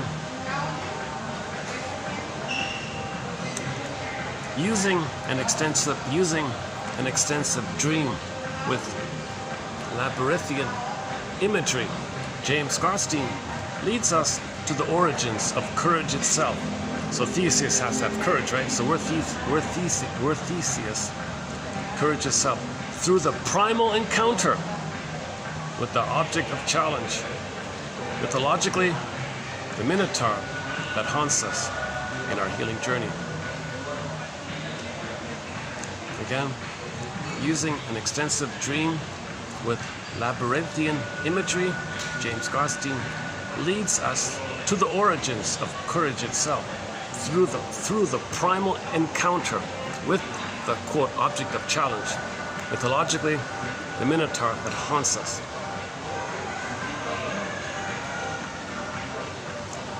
So remember, you got the labyrinth, right? The guy made the labyrinth, put a Minotaur in there, and the Minotaur can't escape, right? It's always in there, right? So that means anything pure and you're gobbled up. Who's going to face this? Every year, okay, the people, you live in your life, okay, your self-activation triggers abandonment depression, which leads to defense. The defense is the Minotaur gobbles up your soul. Minotaur gobbles up your soul. So if there's some kind of creature in Myths of Fairy Tales that gobbles up your soul, okay, so they would say, oh, they were sacrificed and all that stuff. So this goes on all the time. Well, someone's got to put an end to this, right? So meaning a person at midlife wants to put an end to this. At midlife, we want to put an end to this, and we want to defeat the Minotaur, kind of, quote unquote. So you're going to face the Minotaur.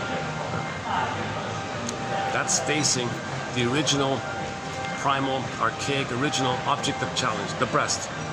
You're facing your mother, basically. It haunts you. Your mother hurting you haunts you all the time. That haunting is symbolized by the Minotaur. Our work became a torturous labyrinth in which he avoided encounters with the Minotaur self, thereby disowning important aspects of the self. Quote, the mother-dependent, the mother-bound infant self. So you want to end this idea that you've become her. You see, the Minotaur can also stand in for how you became her. And how do you end that fusion? How do you unblend with the mother? If you unblend with the mother, the Minotaur puts away. See, you become a little bit like the Minotaur if you become the mother. You don't want to become the mother. You want to face the Minotaur, not be like the Minotaur. That's what Grosstein says. Some people develop the Minotaur personality. So much trauma, they spend their whole lives thinking the world is mother and angry at everybody, and they're always charged up looking for a fight or something. They're always they got to get their anger out of mother, everybody's mother. So looking for excuses and opportunities. They're poking and prodding, looking, poking and prodding. How can they get their anger out of mother?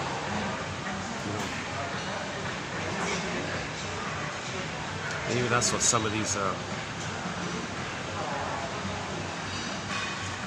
Where are we? Okay, I've never read this book, but apparently Sandra Frenzy had a client. Sandra Frenzy, that's a very good author. A very good author, yeah. I didn't know this, but he worked with a lady named Dinnerstein, is that right? Was it Dorothy? So she wrote a book in '76, The Mermaid and the Minotaur. Haven't read it yet, but I've noticed a lot of people referring to it. So let's see if we can get some quotes from this book here. The Mermaid and the Minotaur brought to our attention not only the contempt, but the awe in which we hold this giver and taker of life. So babies are awed by the mother. Wow, oh wow, awe, awesome, right? So you go to a beautiful scene, there's an awe there like that, right? But mother's scary and frightening and dangerous. So there's both the awe and the fear. The awe and the fear. So the baby feels an awe. There's the awesome mother. Or fear. Right? So that's the idea of the Minotaur. The Minotaur is awesome. Wow, look at that powerful monster. But it's scary at the same time. The labyrinth and the Minotaur. Yeah, see, look at that, eh? Hang on. The mermaid and the mermaid is like your soul, and the Minotaur. But your soul can't develop. It's a mermaid, like it's primal like that. It's early on like that. It can't even be like a human.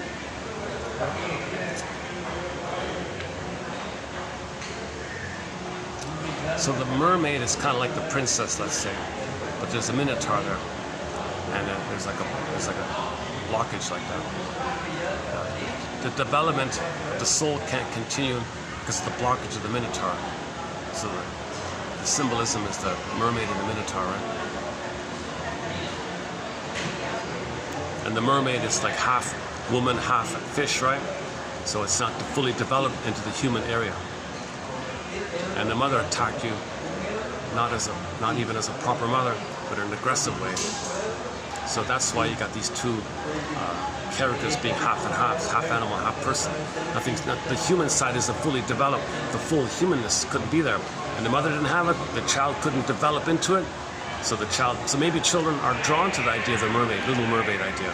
You know, maybe they feel the potential, but something's blocking them, and they feel they can't continue their some kind of blockage like that. So at the end, I don't know if I've ever seen that story. Didn't the mermaid walk on land and at the end and become a princess? Yeah, I think so. Is that right? So in the end, the mermaid would be like a full human, like and the minotaur would be like a woman again or something. But the minotaur is the memory of it all, right?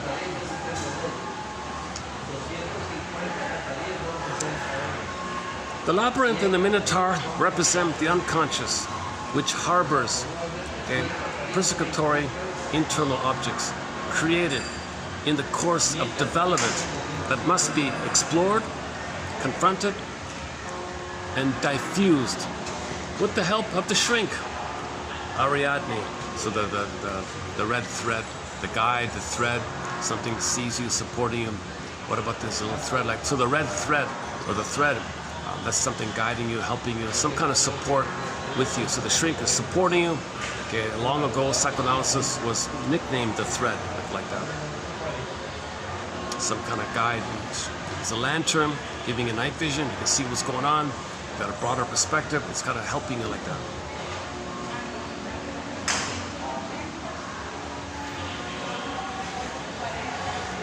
My first guess,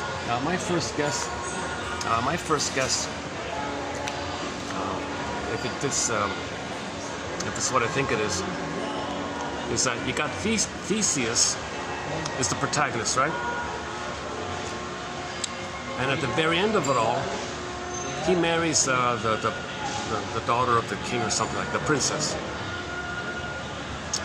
Okay, the metaphor means a person's beingness is like Snow White, Rapunzel, like the king's daughter, the princess over there. So there's some kind of princess over there, huh? That means for a person, their soul is far away. And there's a whole labyrinth and a monster in the middle, you know. So to get your soul back, to be reunited with your soul, like Odysseus being reunited with Penelope, okay, so your soul is far away. And you want to get your soul back, you got to face certain truths. So you're in the labyrinth searching for the truth. You're a truth seeker. In the Twilight Zone, there's an episode in The Howling Man, he was called a seeker of truth. So you got to be a truth seeker. Okay? The truth will set you free. The truth will help you be reunited with your soul. So in the end, Theseus did marry the soul, meaning he got back his embodiment, the feminine element, the feminine principle, the embodiment. So the princess means embodiment. The princess means your feeling self, your ontological self, your authentic self, your beingness, your home within. The princess means that the beauty, the budding beauty, your emerging self. Your authentic self is the princess. Your soul, your authentic self is the princess. He doesn't have, so he wants to get that. It's kind of far away, way over there kind of thing. Okay, so to get it back, you know, in various versions, there's various ways you can see it. As you're facing the truth, it might come back to you like that. So anyways, this one focuses more on our side, our side of it all. So on our side, on the hero's journey. So Theseus is the hero, like Odysseus. Okay, that means anybody in midlife who wants to get back to the soul is a hero. The monomyth for all people, the hero's journey, the second journey. Okay, so now you want to enter into the labyrinth. Okay, you want to explore, be a psychological detective. Okay, these quotes are maybe a little bit of a thread, not 100%, but I think this is all. For myself, this is all I have, right? So this is my thread. These quotes are kind of like my thread. Okay, so I'm using these quotes to give you a little guidance a little bit. So yeah, and then a little understanding like that. It could be a lantern. Psychoanalysis is a lantern, giving you night vision, or a thread, similar idea, some kind of guidance, some kind of support called the thread, like that, to get you through it all, right? So as you're exploring the labyrinth of the unconscious, you got to face all these complexes, all these patterns, all your defense mechanisms. Okay, the Faustian deal. What about the feeling that you're always guilty and wrong? That's the unconscious, that's the guilt complex, or the shame complex. So you got to face the false, temporary false belief you had to make to get along with the mother. So you feel guilty because he wasn't born it, but after the trauma he feels guilty. Why? A, if the mother doesn't meet the baby's needs, and the baby feels shame, because shame is associated with your identity, mother rejects your identity, that's shame. So if you feel defective and shame, you may think you did something wrong by being defective. So you're guilty. I'm guilty for being no good. B, the child's just simply in pain. Maybe he may conclude that he did something wrong and he's being punished. So he's guilty. He did something wrong. Unconscious guilt. On this point, go to the twilight zone called shadow play. It's a disturbing, difficult episode to watch, but in that Groundhog Day nightmare, he was doing the looping thing, nightmare after nightmare, same recurring nightmare, like Groundhog Day in the nightmare. It's a nightmare. It's a Groundhog Day nightmare edition, and in the recurring nightmare, he finally got to the point, Father, could you please tell me what it is that I, as a baby, coming on the scene, did wrong? You keep saying I'm guilty, but you never tell me why. So he was trying to confront it. That's what he said here. You got to confront it. The labyrinth and the Minotaur represent the unconscious, which harbors these memories, which this traumatic drift, these memories created in the course of development that must be sought, explored, confronted, and diffused. So he was confronting. So in the shadow play one, he was confronting the father, because the father, sometimes the father is jealous that his wife's spending all the time with him. He feels put out. Sometimes the father feels helpless because the mother's gulping up the son, using the son, and he can't protect his son anymore because she's too engulfing. He has no way to intervene like that. So he gives up, says, fine, take him, sacrifice, leave me alone. I'll go to the garage, play with my hobbies, leave me alone. So he might be out of it. And the child thinks, did I do something wrong? Really? Did I do something wrong? If your wife gobbled me up, am I guilty? Because you ignored me, you punished me. I feel guilty. So he had a nightmare about this idea. And there's a lot more to it anyways. So okay, once again, labyrinth, right? So this is facing, labyrinth means unconscious. So you're facing so you gotta face the guilt complex. Okay, that's called the someday thing. That's called the Tuesday thing. Like we feel this due to the mothers, this debt, this guilt, this due, this responsibility. Babies think they're responsible for their mother because the mother said, baby, you take care of me. Baby, I made you to find me. Baby, you saved me. Baby, I didn't have a mother, you be my mother. Huge responsibility, huge debt, guilt, burden, debt, owed. He always feels, and he can't satisfy, always guilty. So he feels no good. So you gotta face the guilt complex, labyrinth of the guilt complex. So yeah, in the Spellbound film, it's called The Labyrinth, the book called The Labyrinth of the Guilt Complex. So in the labyrinth, there's another labyrinth. Inside the main labyrinth, there's another labyrinth called the Labyrinth of the Guilt Complex. So you gotta get out of the guilt complex. Okay, then you gotta enter the Faust complex.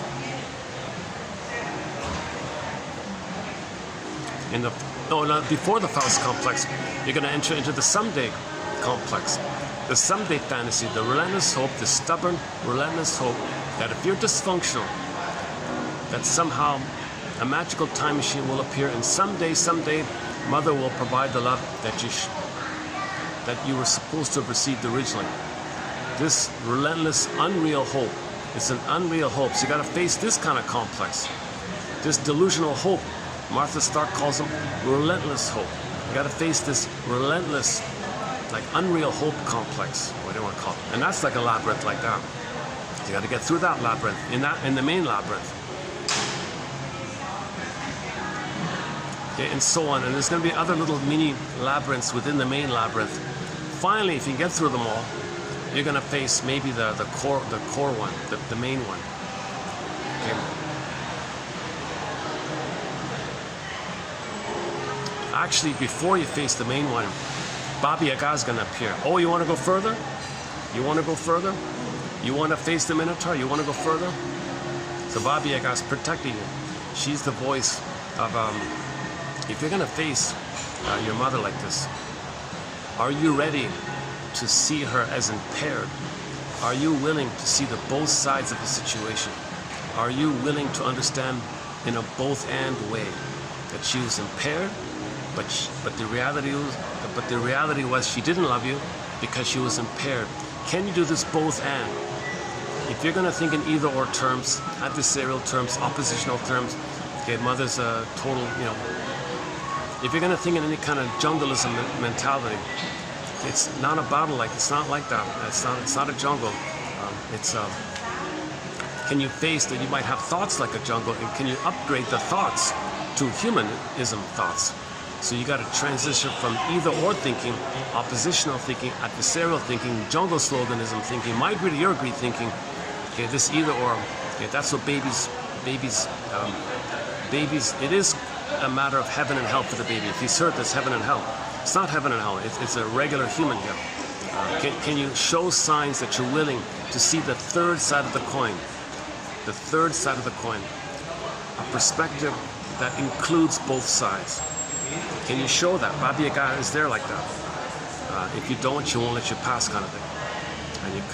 And so you gotta pass the test. So Baba Yaga's protecting you. She's kind of protecting, in a way you can think of it in that way, right? She's the symbol that we need to find understanding. Understanding leads to forgiveness. Okay? The understanding is the both-and thinking is needed for understanding. Play Rick Emmett's song, Saved by Love, Saved by Understanding. Oh wow, another group, another huge group is coming in. Oh my goodness.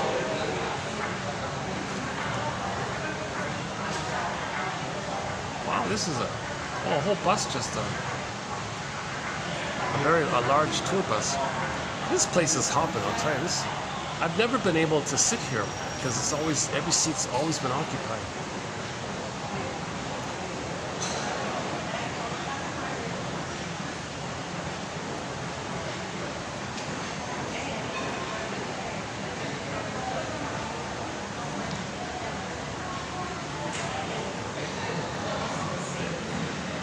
Reminds me of penguins here.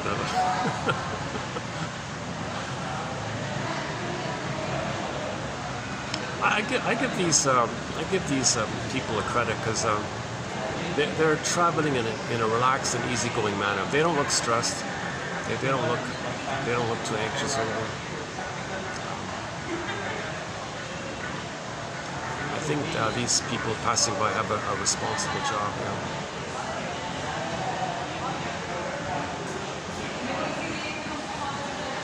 Yeah, let's double check the time here. What time is it?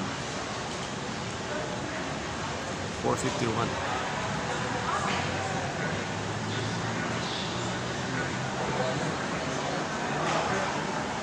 Well, the second floor is filled up already.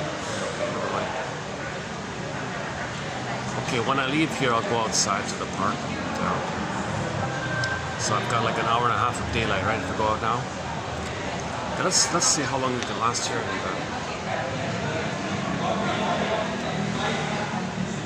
Yeah, so my guess is, so Theseus wants, meaning a person, a part of us that's seeking. So Theseus is within, the part of us within, our sense of being a hero within. That's called Theseus. The princess is within, but there's a gap. And there's a gap there, and in between the two is the labyrinth. And you got to face these complexes. Guilt complex, someday complex, okay? Either or thinking, can you get it to both and thinking? Okay? And let's just leave it there. I think those are the main ones, right?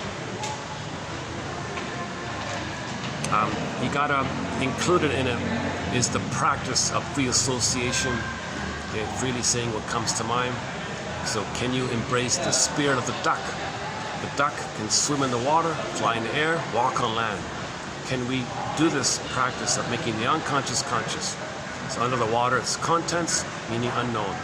Make it conscious, accept, assimilate. Similar to the fisher one. You pull up the fish, something about you that you don't know. The fish represents that. Bring it up to the air, fly the fish up in the air, catch the fish, fry the fish, eat the fish. That means it's psychological food. You're going to reclaim and assimilate what you previously didn't know about yourself. That's the fishing aid. Rampions. Okay, rampions. Rapunzels. Radishes, carrots. You pull it up, eat it like that. Unknown, accept, assimilate. Make it part of you again. It was yours, you lost it, I want to get it back. That's the common pattern. We had it, we lost it, I want to get it back. So can you, this is symbolized by the fishing, or another one is the dwarves in the Snow White. Okay, in the Snow White. Okay. The spirit of the duck is represented, and the fishing and the rampion is represented by the dwarves. Okay, the dwarves are miners.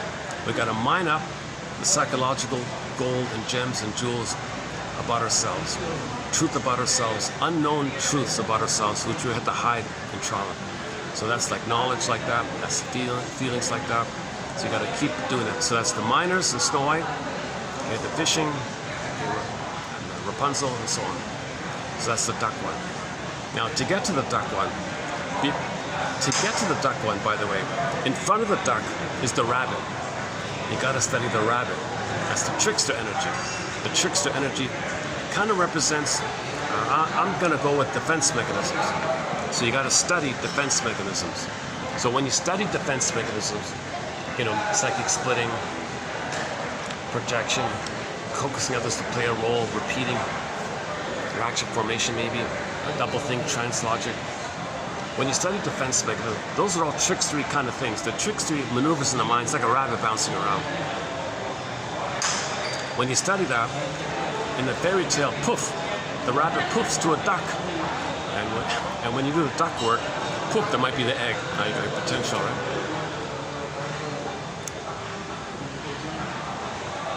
Okay. Dream interpretation is included in this. Okay, so when you wake up in the morning, while you were sleeping, that's the fishing. And when you wake up, it's the air. Now, can you accept and digest what you received, the letter, the report card from your unconscious to you? Can you read the report card? Can you accept and assimilate the letter? Dreams are letters from the soul. Right? If your soul sends you a letter, don't you want to read it? So when you read it, try to reflect on it, consider it. You know, Mr. Freud's famously known for, well, the dream represents your childhood wishes.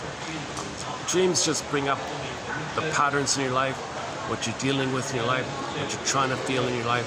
It's trying to bring up to consciousness, including your feelings. So it's helpful like that. We're meant to respect the dreams like that.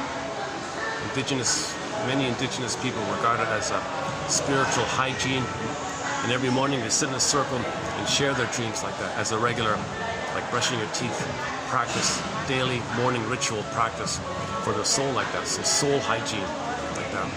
So the Sonoy people were that. In the Spellbound film, the shrink made a reference to it. The shrink said to the two guests who was staying at his home, "Okay, two visitors, good night, sweet dreams, which we will analyze in the morning." Actually, Spellbound partially discusses the labyrinth one, the unconscious guilt one, where babies think they make everything happen, so they feel guilty because they couldn't save their mother. That's part of it. They did it in a farcical, cynical, twisted way. It's all fragmented in Spellbound. You gotta take isolated segments and remove it from the confusing. They didn't really want to teach you psychoanalysis, so it was. I think the advisor made sure that happened. But nevertheless, you can still glean little bits. Pull out the little bits, kind of thing. They would tell you like a truth, but then blend it in with something cynical. It's opposite or something. And he said it himself. Mr. Hitchcock said it. No, I'm not trying to teach psychoanalysis. It's just another typical whodunit thing. I just wanted the backdrop to be the psychoanalytic. That's all. That's all it is. So don't be confused. I'm not trying to help you. I'm just messing with you. I just want to make money. Typical. So Burglar would say, when you read whodunits, mystery novels, crime novels, okay, you're meant to see that you're trying to not be aware that you feel guilty. Oh, they're guilty in the novel. The guy in the TV show, he's guilty, not me. So you vicariously see the guilt issue on outwardly. You can flip it. You can identify with the guilty one, which makes you unaware that you feel unconscious guilt. But these stories don't do that. They just want you to indulge in the projection and repress within, project, repress, and then addicted. Now, people can become addicted and dependent on crime novels and 24/7 shows and films are all the same kind of stuff. So it might be like a defense mechanism. Bergner would say, hold the phone here. How do you feel in your life guilty? Forget about him being guilty. Look at your own inner guilt. So that's part of the guilt complex. That's the guilt labyrinth in the main labyrinth. Okay, finally, okay, you reached the Minotaur. And that quote said today, here's where you develop courage. Here's where you say, what did I do wrong to you, mother? Or father version of other version. Sometimes the issue with the mother's transient to the issue with the father. The father's really the mother like that. So you got to parse that out. So yeah, it might start off with the father, and it might be the father might be the front, and the mother might be behind her, right? So anyways, the ultimate is the mother, right? So mother, you keep saying I'm guilty. Can you please tell me what I did wrong to you? Like why did you punish me? It seems I must have done something wrong. Can you clarify that? And you might wake up, she might get angry or something. But you're facing it, you're confronting it. So you want to keep, that's the courage, that's the hero's journey. That's what Campbell means by the hero's journey. This action here is called the hero's journey when you're doing that. When you're facing the Minotaur, okay, you're facing this issue of how your mother was aggressive towards you. And you're trying to confront this original aggression by the mother. What's wrong? What's mother? So you might want to give empathy for her. Mother, it seems that you wasn't safe in your childhood, right? Damn right. So you got to put your mother on the couch in effect. So now the hero is, you got to get your mother's story of why she is the way she is. Why is your mother like that? So you're being the hero if you can put your mother on the couch. So Theseus, okay, when he confronts the Minotaur, it's kind of like, okay, let's put my mother on the couch. Let's shrink her. Let's analyze her. Right? So if you're analyzing your mother, you're being courageous. You're being the hero because you're a truth seeker, seeker of truth.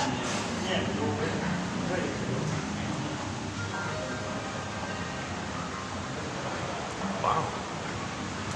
Now this really does have a train station feel to it. Everything's so anonymous. Everyone's just... I'm the only one who's looking around so much. Too bad about that tea-flavored sugar water. Oh my God. It's really like this much of sugar. Imagine this much of sugar blended in with water and maybe some chemical to make it taste like a tea or something. You don't even taste the tea. You barely recognize that it's tea. It's just this...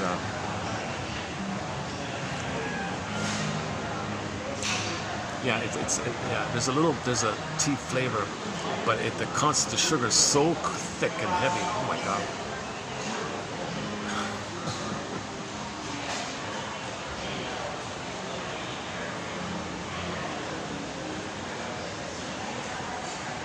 That's okay. But it gave me the experience that maybe I can't come here sometimes. Maybe the waitress said I can use this, right? It's meant for 4 people, but she said, okay, I can use this. All right.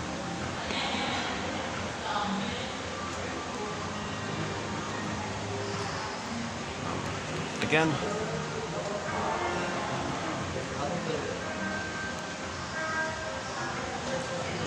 okay, so yeah, so finally Theseus, Theseus. Yeah, I can tell I'm tired when I'm not pronouncing things well. Did marry the princess in the end, right? So that means a person got back their feelings. When we get back our feelings, the image in the myth is the hero marries the princess. That means we got back our feelings. We got back our embodiment, like that. So the journey in between is the labyrinth. Okay, the labyrinth. And you need some kind of guide called the thread. Adriana's thread, or how do you pronounce it? Adrian? Ariadne.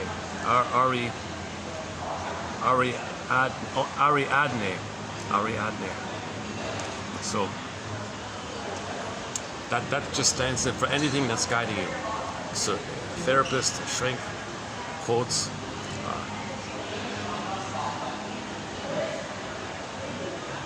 I don't think you'll find enough guidance just by reading poems. I personally don't think there's enough there.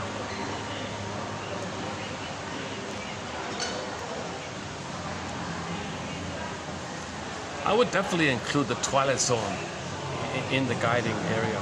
I would definitely include the Twilight Zone. Start with Gabe's story. Next, Long's Lost and Found Emporium. Next, Take My False Light Please. Next, Howling Man.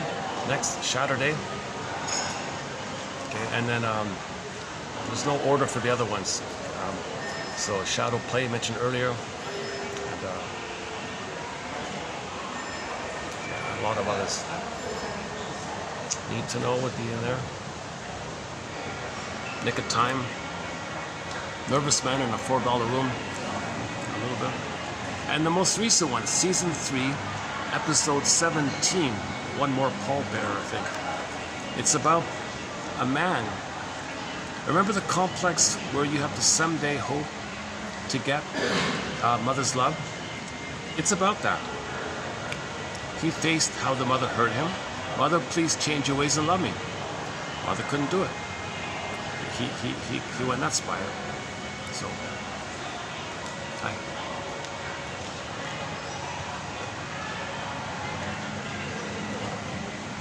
One of the guards looks a little seasoned, very weathered kind of seasoned kind of guy. Nothing gets past that guy. He's like a wise owl, smart, checking things out. That guy, yeah, he's the owl of the place. He's like the owl flying around.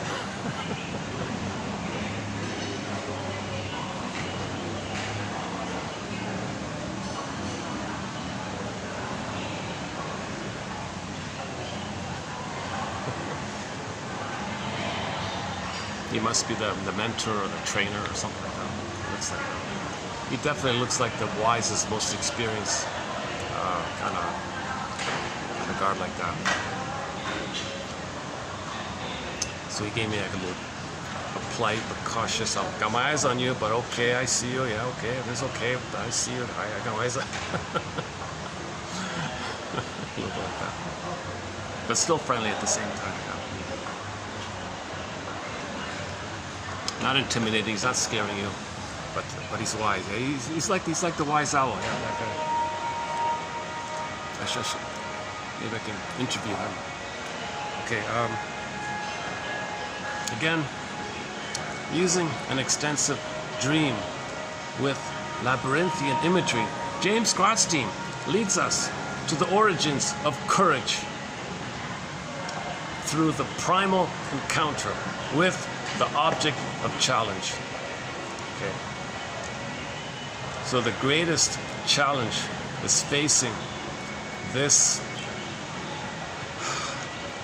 monstrous memory that's a condensation of your rage onto your mother and your mother, filled with your rage, blended all together, the Minotaur.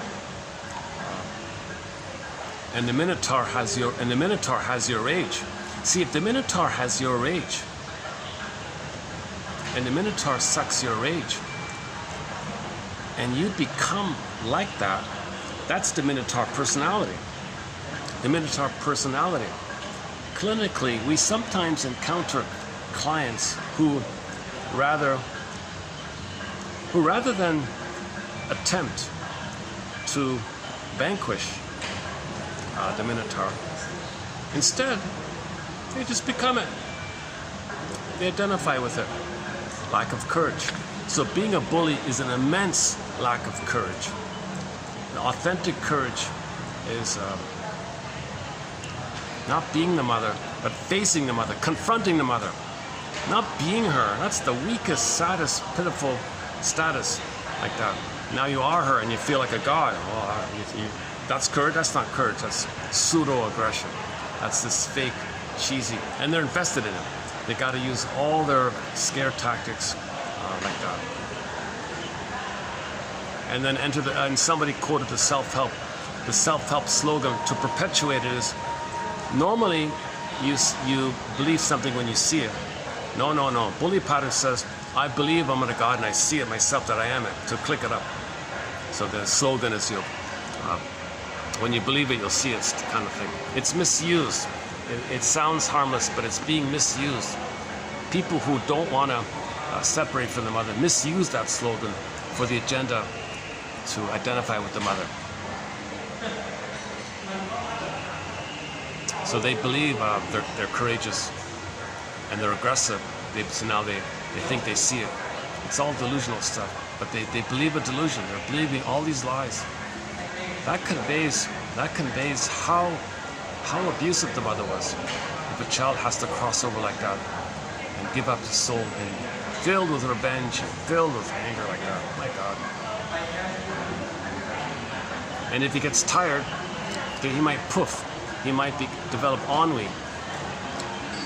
Now he's going to become a cynical, detached Iago type, sneakily with various flying monkeys in front of him, doing things behind the scenes, using monkeys, flying monkeys. He was a flying monkey, but if he's detached and becomes cynical, he might be in the shadows like that, so quote unquote.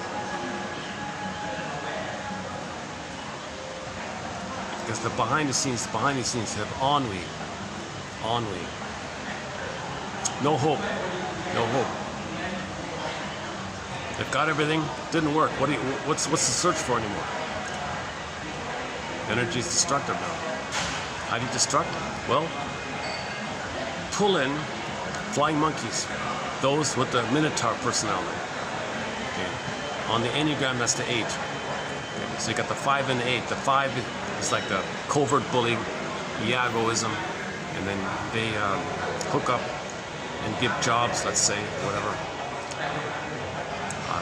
Because there's a close line between the 5 and the 8. So the 8's the bully, the 5 is the sneaky Iago one behind. I'm talking about the unhealthy, the most unhealthy. You got healthy 5s and healthy 8s. But the healthy type of any one, they're very similar. They might be a little different, but they're all healthy. That's why they say healthy families all look alike. But dysfunctional families, it's all chaotic like that.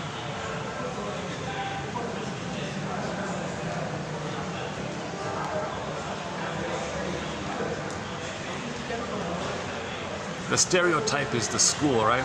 The principal is detached, ivory tower, okay, behind the computer screen. You never see him really, and he's got a henchman in front. Okay, the vice principal, he's the bully one, right? And the 5 loves it. The 5 loves the destruction of the vice principal's behavior. He loves it. He may pretend he's nice and all that, but he loves it.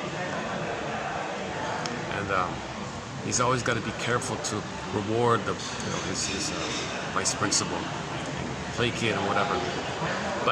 But usually the vice principal just enjoys their freedom to discharge his anger and bark at everybody. And the Iago behind the scenes, or the 5 behind the scenes, kind of secretly, covertly loves the vicarious proxy delight of the vice principal barking at everybody. And then people say, everybody complains about the vice principal. Why doesn't the principal do anything about it? You gotta be kidding. You gotta be kidding. The principal loves their treasured guard, bulldog or whatever. Minotaur.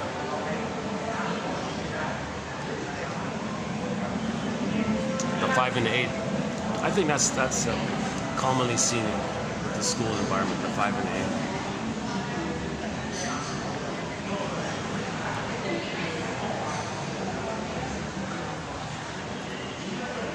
8. Again, the Minotaur personality.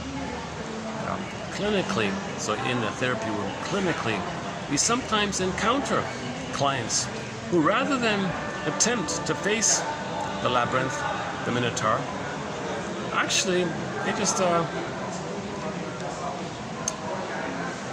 don't know, they just become it.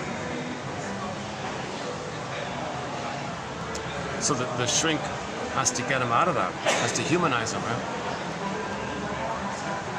He's got to help him realize he's got to create a safe environment to let the bully speak freely. You won't trust him, but after some time, maybe you'll start to trust him. If you can, he may realize, oh my God. That first, oh my God, might be his hope, right? That's the beginning of the thread for him. You've got to follow that thread. So in the beginning, he might kind of have a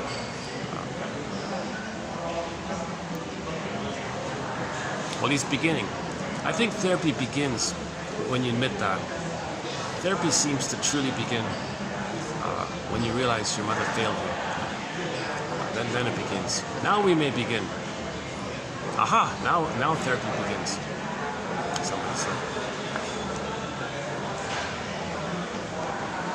Where are we here? Let's see. Our work became a torturous labyrinth in which he avoided encounters with the Minotaur self. So you gotta so the client has to admit how he became a Minotaur, or the part of him that's like the Minotaur. That means he's gonna not admit that he's mother-bound, mother-dependent. That's hard work. Right. Again, in one book called The Mermaid and the Minotaur, 76, this book brought to our attention not only the contempt, but the awe in which we hold this giver and taker of life.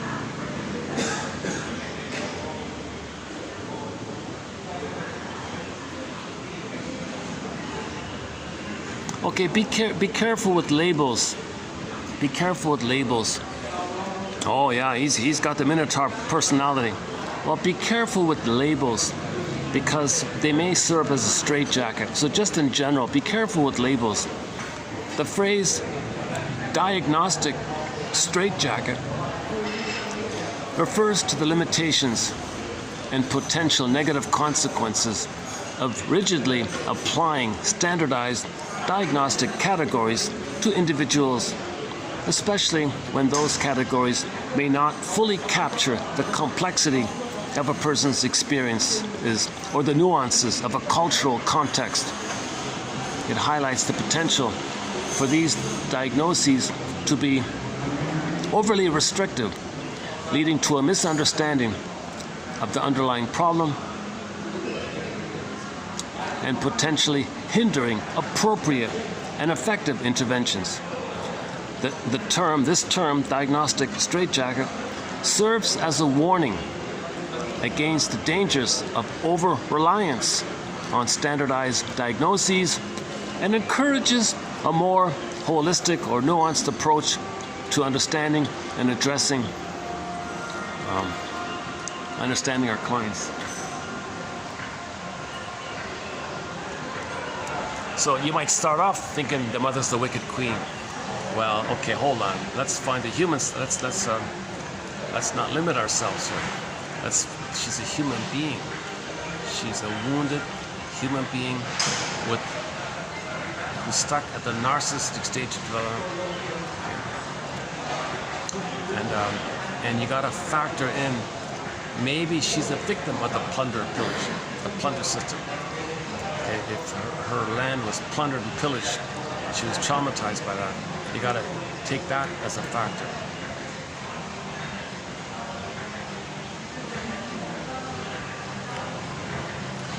yeah, maybe some environments maybe do lean on,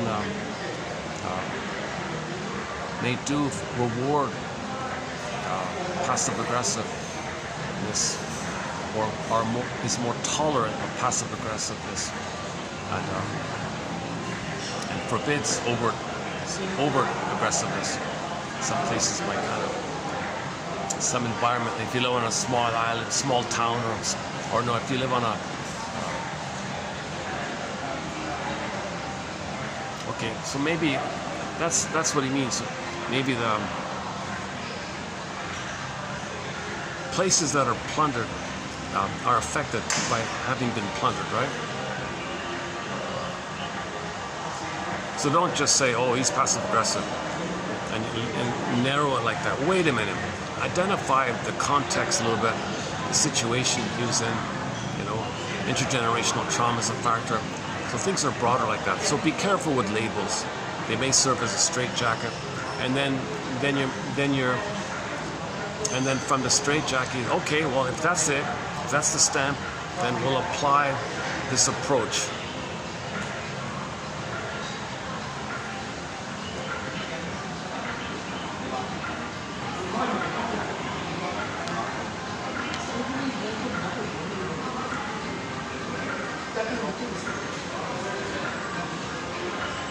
Okay, these ones are some miscellaneous, so we'll do the rest when we get to 30-30. Yeah, focus on the process. Here's the one about the process. Oh yeah, when one becomes focused on the product rather than the process.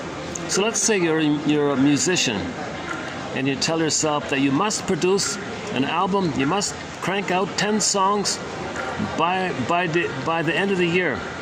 And you're focused on the product, okay, that can persecute, that can trigger the minotaur, the inner critic, and then you don't do it.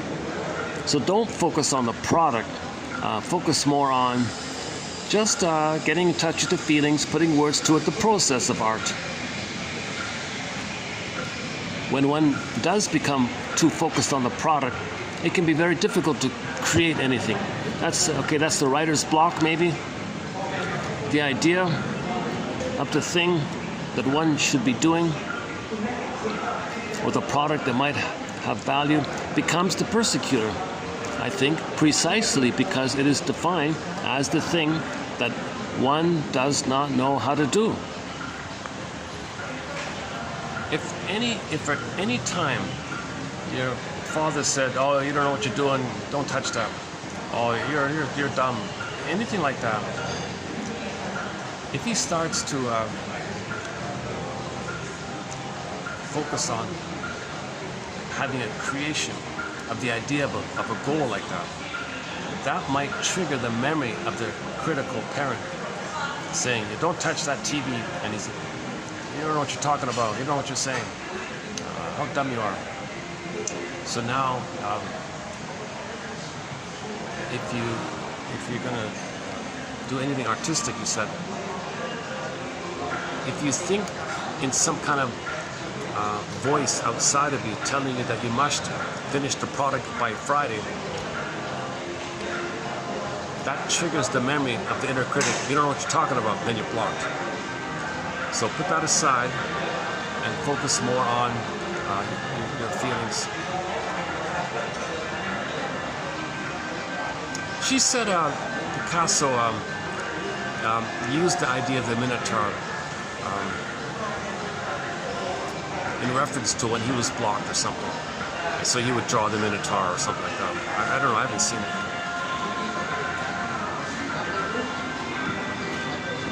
I believe that we best come to understand others through a deeper and broader understanding of ourselves.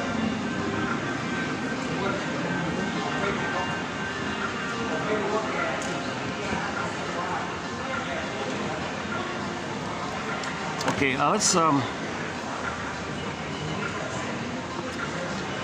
okay, 30. So today we'll be doing 21, part 6. So let's switch back over to passive aggressiveness.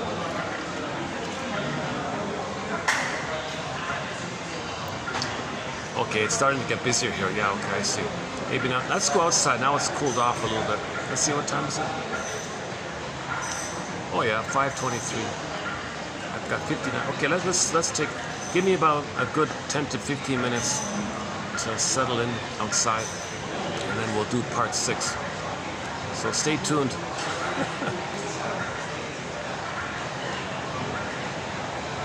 Yeah, it's quickly filling up. Yeah.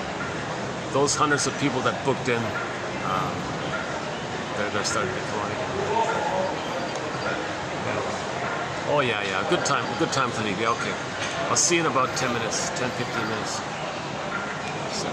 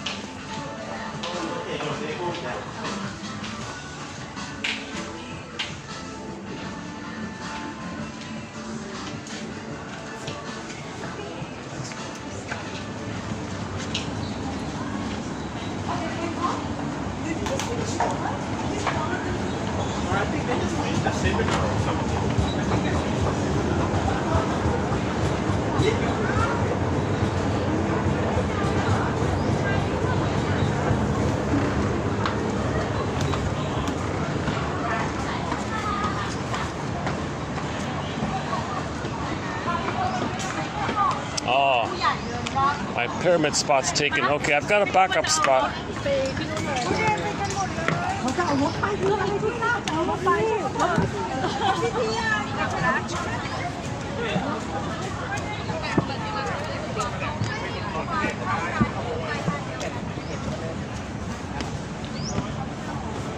All right.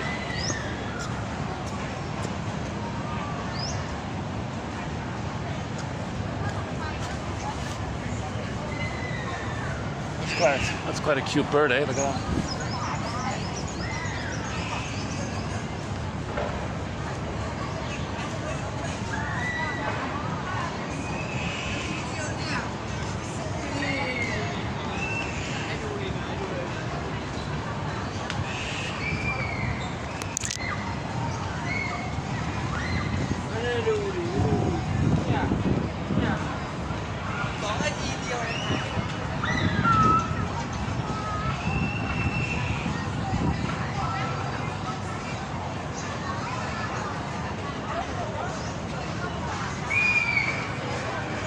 Here.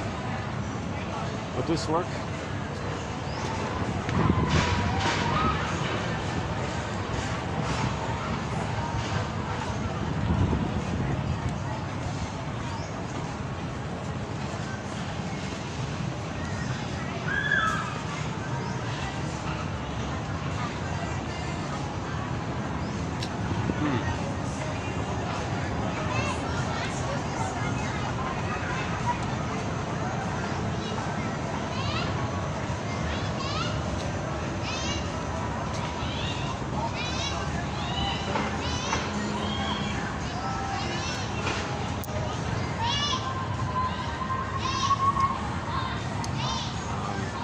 sec. What if I did it like this? Would this work? If I did it like this, is that gonna work? Yeah, okay, good. Okay, that should be okay. Okay, let me assemble the chair here. Hold a sec. Let's pick a song while we're waiting.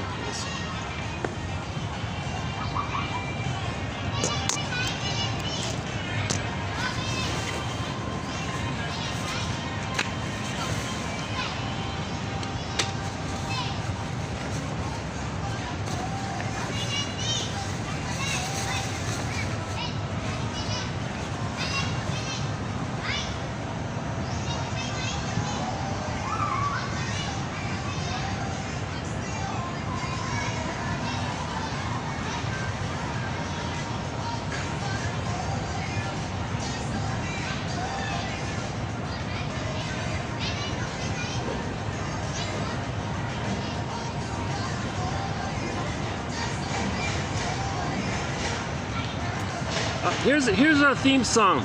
Our theme song, Windmills of the Mind.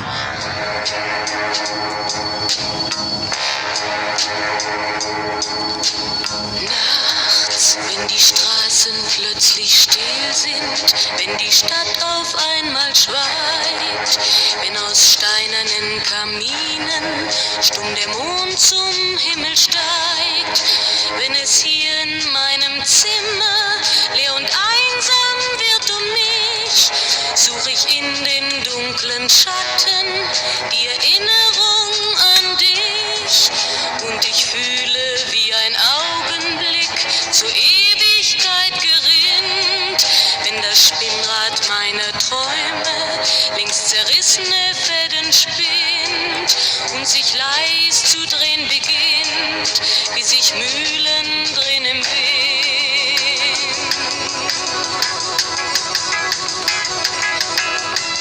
Und es kreisen die Gedanken ohne Anfang, ohne Ziel, wie die schnellen Wellenringe, wenn ein Stein ins Wasser fiel, wie ein Kreisel, den die Peitsche übers Straßenpflaster treibt, wie Spiralen, die ein Adler in den Abendhimmel schreibt.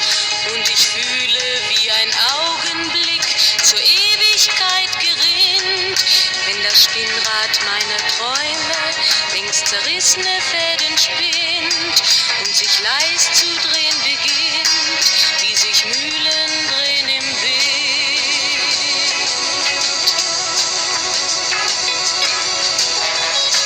1000 Fragen ohne Antwort, 1000 Fragen ohne Sinn. Warum flog für uns der Sommer wie ein Pfeil so schnell dahin? Hat der Herbstwind gar die Spuren unserer Liebe schon verweht? Wenn erst weiße Flocken fallen, ist es dann für uns zu spät. Sah ich eben nicht im Dunkel deinen Schatten an der Tür, hoffte für ein paar Sekunden, du kämst doch zurück zu mir. Doch warum sich selbst belügen? Längst ist meinem Herzen klar, dass der Pulsschlag dieser Hoffnung nur mein eigener Schatten war.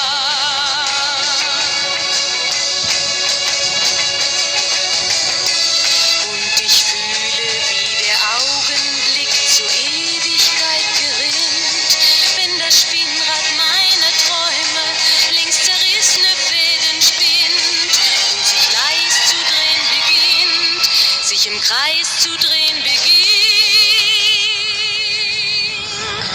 wie sich Mühlen drehen im Wind, wie sich Mühlen drehen im Wind.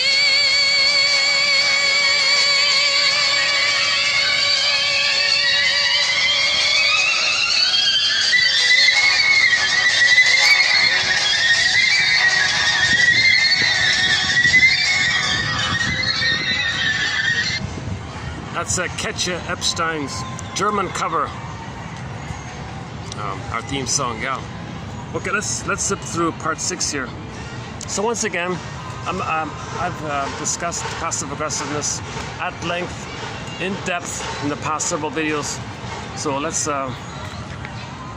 just kind of refer you to those ones. Some people said, what do you mean passive? There's nothing passive about this covert, oblique, sneaky aggression. You know, procrastination, making people wait, lateness, deliberate inefficiency, deliberate ineffectiveness, frustrating people, dawdling, you know, sin of omission, letting things escalate on purpose, withholding of important information, you know, never cooperating. You know, this is all kind of aggressive. Why do you say it's passive? Okay, so he means it's kind of like hidden. Like hidden. It's not an excellent term, right? So it's a simultaneous fusion. The sugar-coated hostility. On the surface, it's all very nice.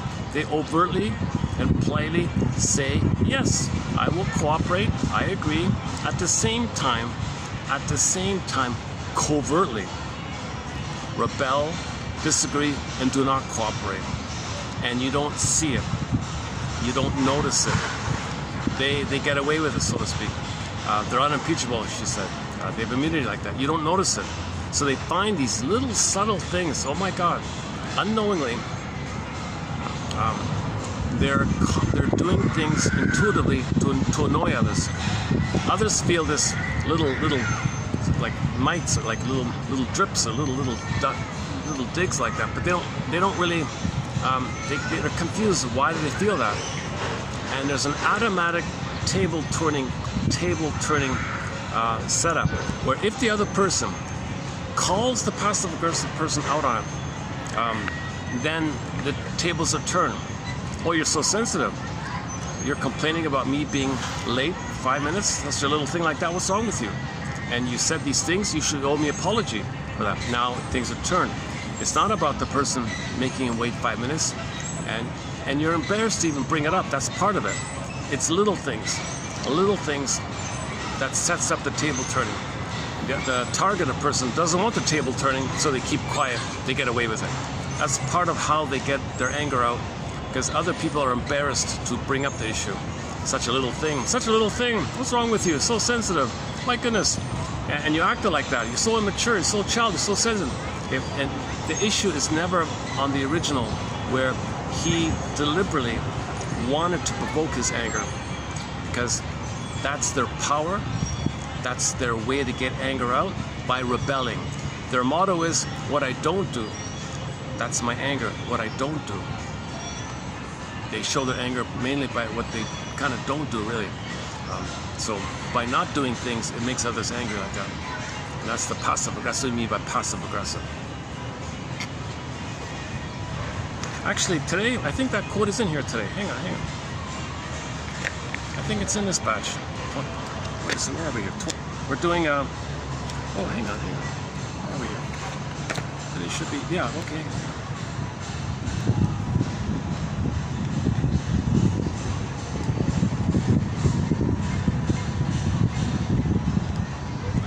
Yeah, okay, passive aggressiveness is probably a misnomer. Anyone who has been involved with a passive aggressive person knows that nothing passive has gone on here.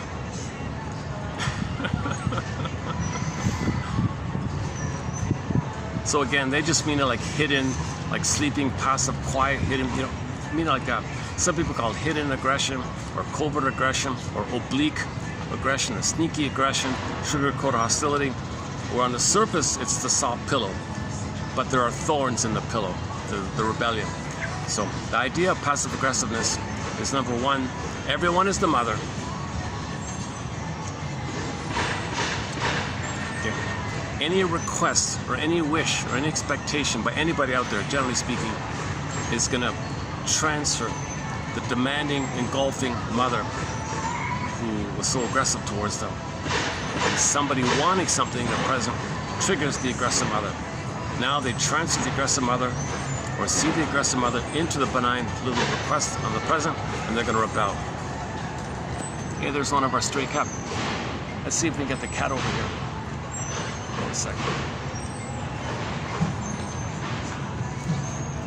Let's see if we can get him up here. That's the baby one, right?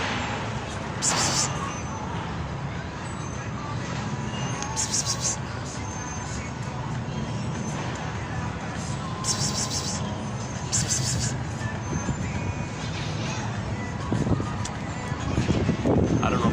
Sometimes the cat comes over. I get a visit from the cat.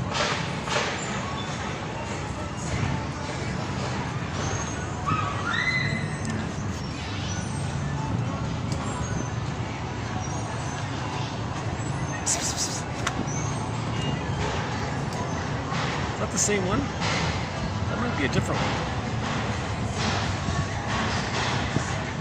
I'm familiar with about 5 or 6 of the regular stray cats right now.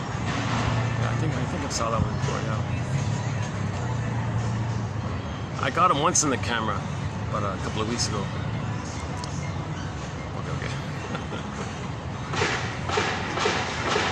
Yeah, I think this morning I saw a famous cat, a funny cat video. He's on the stairs, right? And he's bored. This cat's bored. You see, he's at home all day alone or something. So apparently what he likes to do is at the top, he's at the top of the stairs. He rolls his body down and he does gymnastics. He actually rolls and does somersaults, flips, rolls, drops down, somersault, flips, rolls, stops, licks himself, continues the rolling this way, rolling that way. He does real like back flips, like back rolls and front rolls and side rolls. He does this kind of whole rolling thing all the way down the stairs. Millions of views, right? I think I missed something here. Maybe I need to get a cat and have the cat do some antics in these videos. But on the other hand, no, this is for people at midlife. This is not entertainment.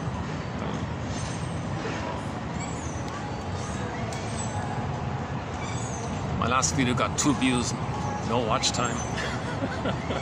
But if I show you a cat rolling down the stairs, millions of views almost overnight. So the playfulness, the cats can show their ability to be playful when they're bored or something. They figure out little funny things to do with themselves. They'll make up their own games.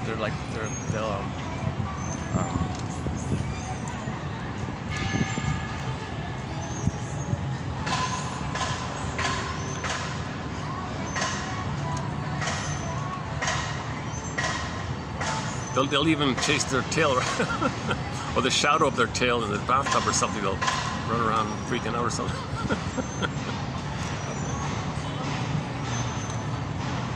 Okay, so passive aggressiveness, yeah. Simultaneous thing. So the soft pillow version with the thorns in it.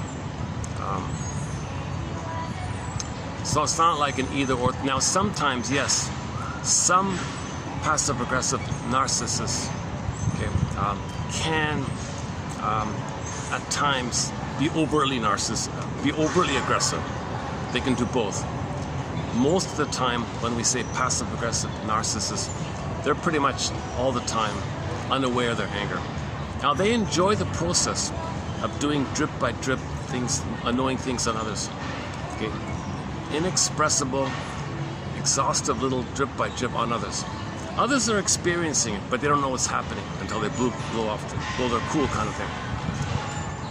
And the passive-aggressive person enjoys this pyrrhic victory over the mother. Everybody's mother, I said no to them. I got them angry. Oh, bonus, they're angry. That can be my anger. They're expressing my anger. See, mother, wherever you are, see how I made them angry? That's my anger at you. I could never show it, right? Well, they're doing it for me. You see, I'm angry at you. Look at them. I made them angry to show you I'm angry at you. I'm using a proxy to show you I'm angry at you. Another benefit of this, okay, the power of getting away with it, because they got to get their anger out somehow. Okay? They don't know how to make I statements because there's no I there. That's why they're so angry. There's no I there to make an I statement. There's no beingness, no authentic self to make an I statement. So the aggression towards the mother is going to be the overt stuff or the covert stuff. The overt stuff we know, and this is the covert stuff called passive aggressiveness.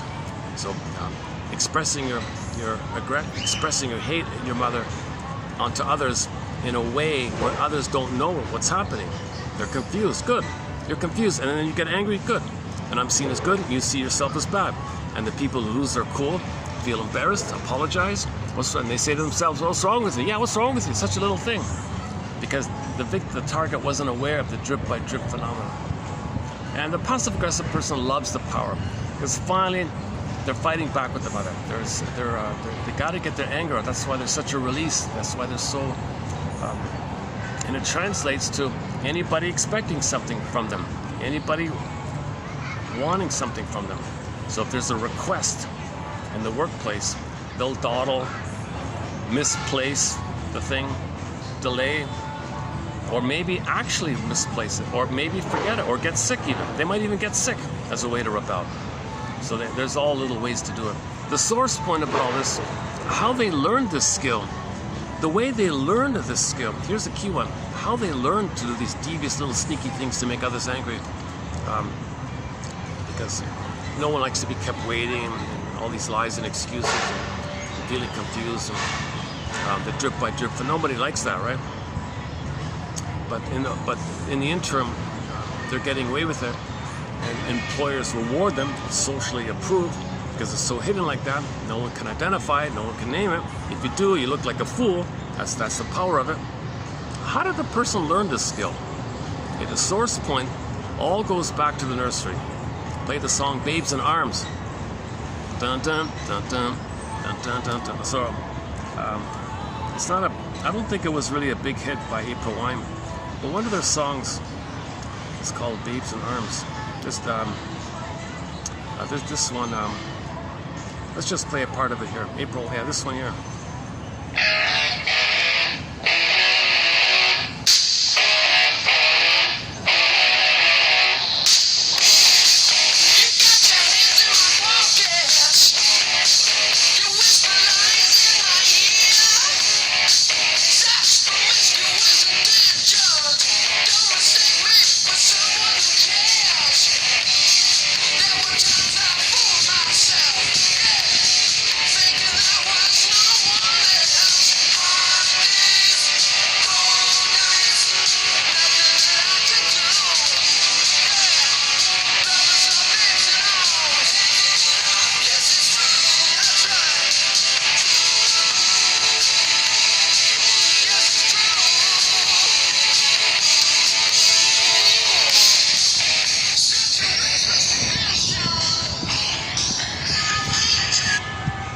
So he's saying in relationships, the memories of the pain he felt when he was a baby in his mother's arms, all the struggle and the chaos like that, it comes up.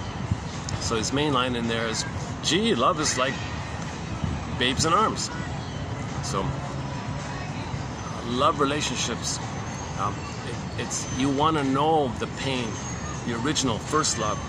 So a current love is going to trigger the pain of the past love, and you're going to feel now what you felt back then, and that's why you chose that person, because they remind you of the mother, so you can bring up the feelings. So the song's about the anger and the confusion, the need and the anger like that. So he's kind of like rebelling a little bit like that. So he's saying, so that's called transfer sub. You choose someone in the present who reminds you of the mother who hurt you, so you can feel how you were hurt by her. You're trying to get your story like that. That's Cupid and the transference arrow. Right? This happens so quickly. So love is a second sight. The first sight stuff, that's called transfer stuff. When you withdraw the projection, get to know them as a person, not as a triggering of your mother. Get to know them who they are as a person. Then love begins. Love begins the second sight.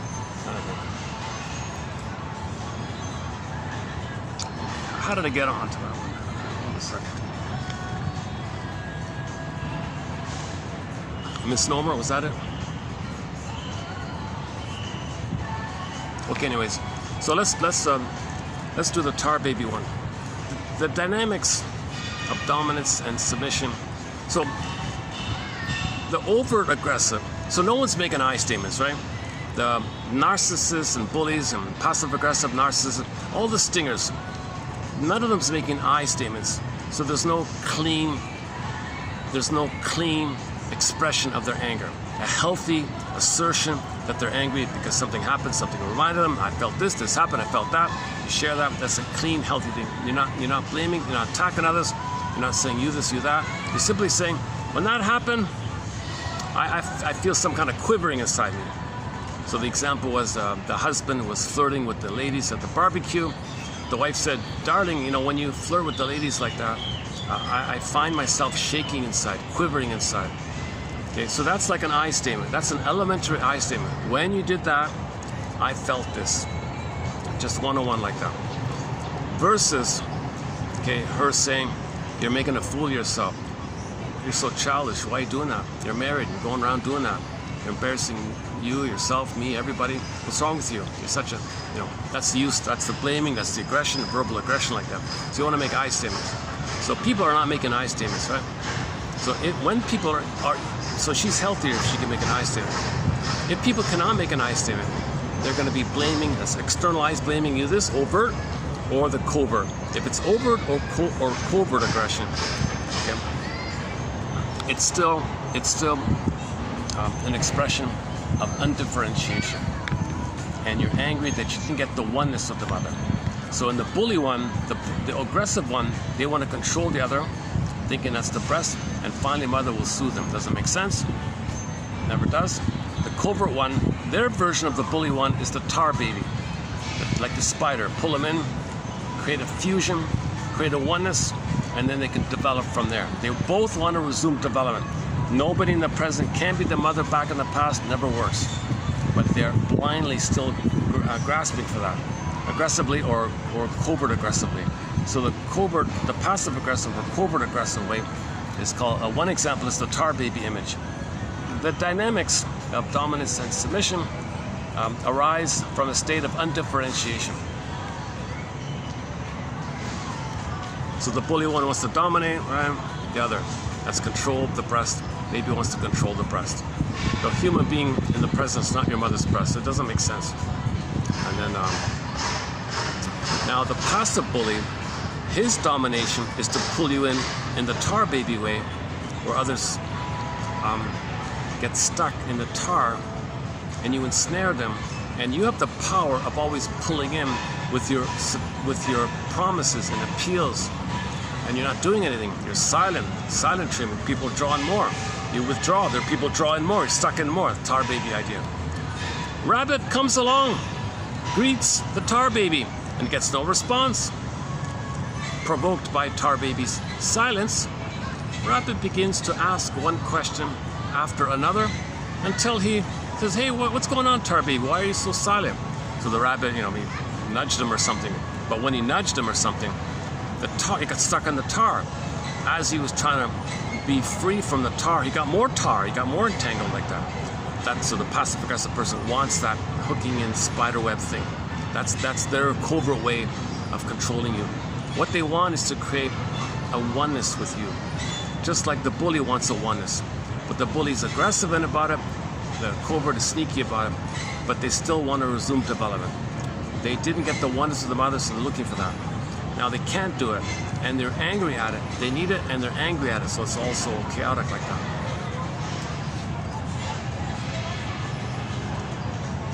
Yeah. So the rabbit gets hopelessly stuck in her sticky tar. The tar baby story captures the tricky, sticky quality of passive-aggressive behaviors and how difficult it is to extract oneself from it. We are no longer in the field of the bully one, the overt one, but nevertheless, entrapment is their main goal. Oh, there's the cat. He's near me, eh? So he's sort of just by chance. All right. Like the rabbit, maybe he'll come over.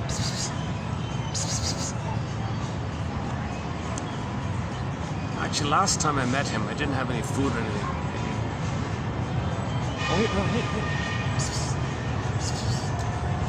Oh, he's coming over.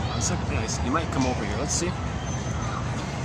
Meet one of the stray cats, I think. Hey.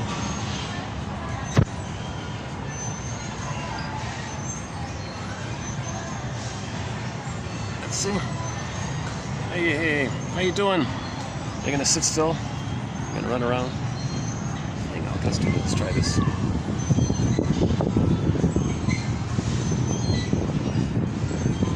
How's it going?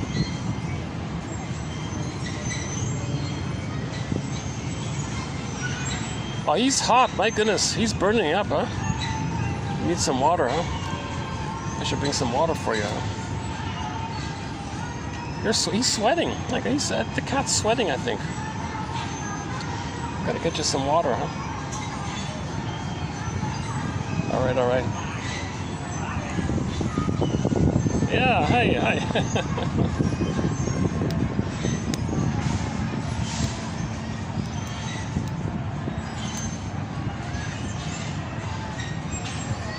Are we getting him in? I'm not sure.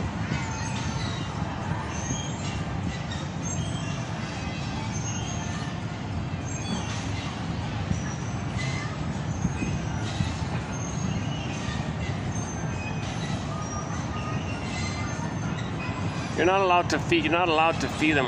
Like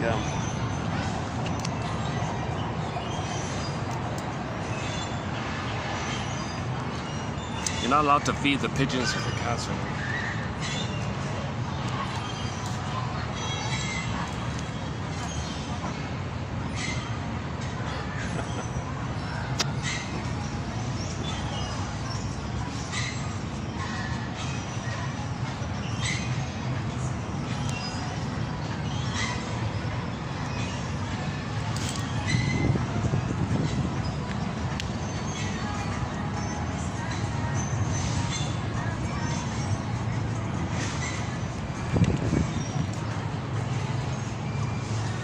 Let's go on with that.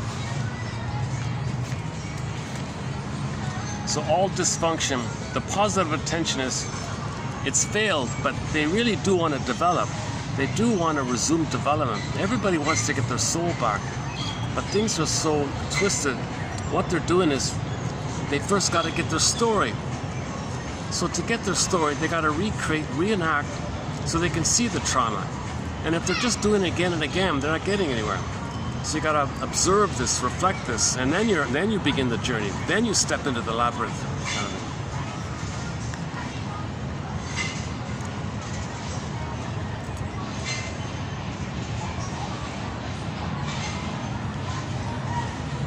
Passive-aggressive clients can even wear down the shrink.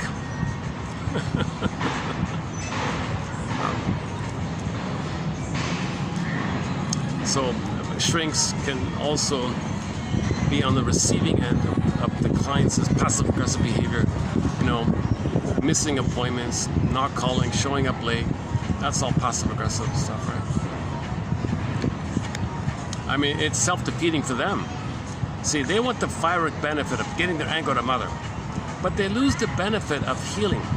So they'll sabotage their own therapy opportunity just to use the therapy chance to get back a mother. The therapist stands for parent. Oh, you want me to heal, do you? You want something from me. You want to be a good therapist? Well, that means I needed a good mother. Mother failed, so you're going to fail. I'm going to see that you failed. I'm going to get back at you. I can't trust you. So they might even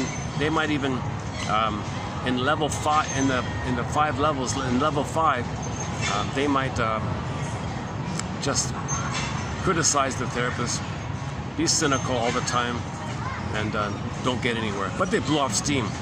They got their anger out of it. That's all they wanted. So they did that at the expense of their self-awareness. Now the shrink's supposed to interpret that if that's the case. So a shrink's got to identify that, name it. Right?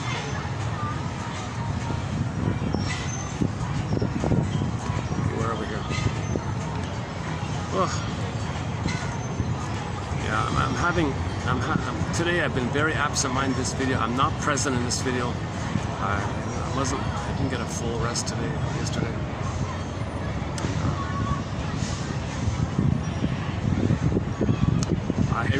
I was on the fence about whether or not to come out today. I thought, I got quotes here. I got the Minotaur quotes. Let's go out and see what happens.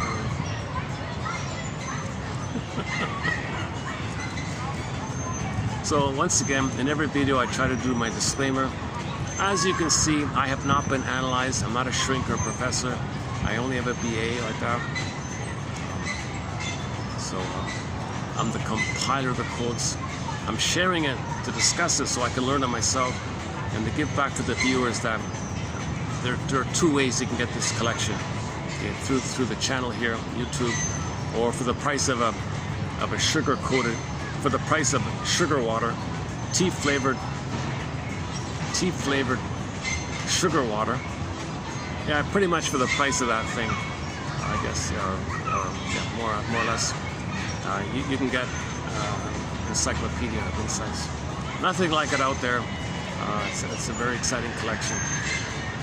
So the best analytic authors distill the best from the muck, and from their gems, I skim all the gems and plug out the best quotes from the gems. So we have 10,000 of these gems, with the hope being that 1 out of 10 anybody will find of help. And that's making the unconscious conscious. Because when you get a quote you like, you then free associate from the quote. The quote serves as a springboard. And what thoughts spring to mind here from the springboard of the quote? And that's making, see what's coming up to consciousness. That's the rabbit thing, called free association, the fundamental rule, the basic rule. What thoughts come to mind here? What does this quote suggest to me? What does it remind me of?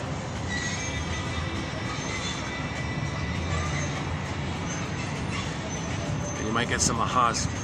And you keep doing it until a feeling comes. And when a feeling comes, welcome, welcome. Ah, there you are. There you are. Hi there, feeling. Make room for it, allow it, treat it like an honored guest, make space for it. You might be able, maybe you can say, you name the feeling and then say, what's the hardest thing about this feeling? If it's a sensation, the same thing with the sensations. And anytime the thing shuts down, that's the Minotaur. Minotaur came. Oh, okay. Hello, Minotaur. Notice when the Minotaur came. That's, oh, look at that. The cat saw the dog and he ran after it. Well, to my surprise, somebody with their dog on a leash walked by and the cat jumped up as if to... Seriously, cat?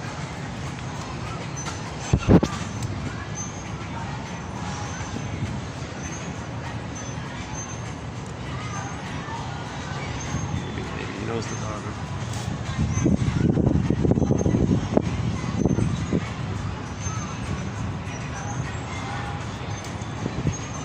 Let's double check the battery here. 45%, 601. Yeah. So I've got about an hour, eh? Almost an hour. I think we'll wind this down in about half an hour, yeah.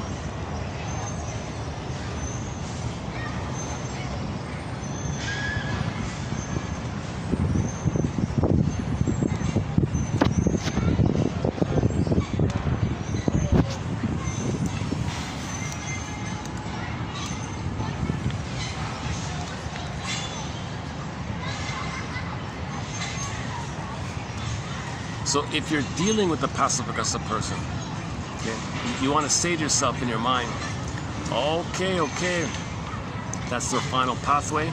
They got to get their anger out, and they cannot know that they're angry. Now they enjoy the process, but they can never admit or know or feel it that they're angry. They don't feel that they're angry because the source point. Once again, back to that question: how did they learn this skill, quote unquote?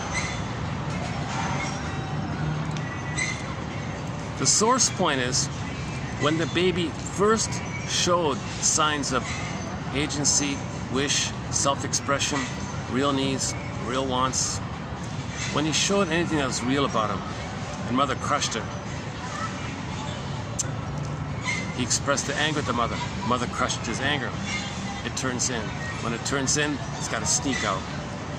So the baby might get sick, the baby might stutter, the child might stutter, eating problems. One was the bedwetting one, and then now what?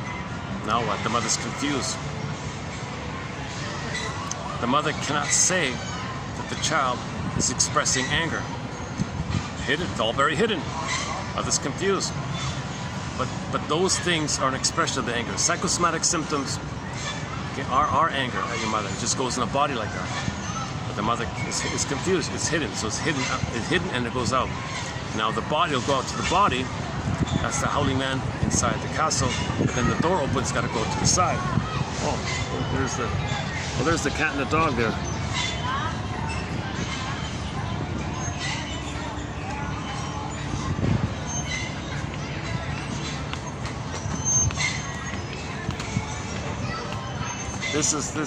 I'm in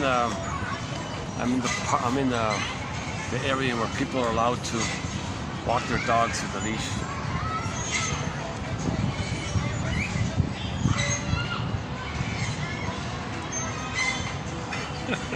I see, and this stray cat hangs out in this particular area. You're still looking at that dog, eh? What are you thinking? Is it?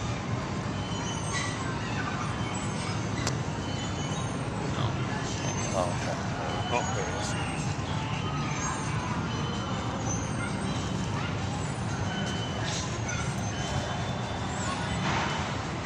Still recording. Oh. Time to go.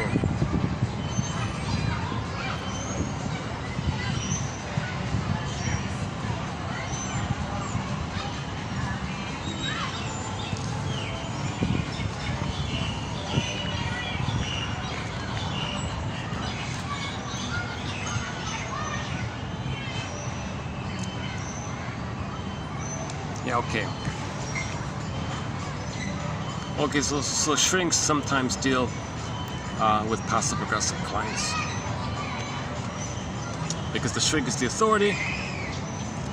Mother triggers the mother. Mother wanted something. No to mother. No to you, shrink. I'm gonna make you fail. Make you angry. Passive-aggressive. So the client is willing to even pay to make the shrink angry by failing, being late, maybe delays with the payment or something. Just little things like that. So shrinks have a lot of work to do, right?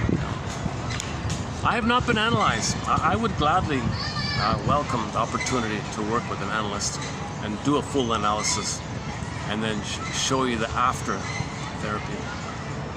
I imagine I'll be calmer. I imagine maybe my voice will be a little lower, I guess, or something.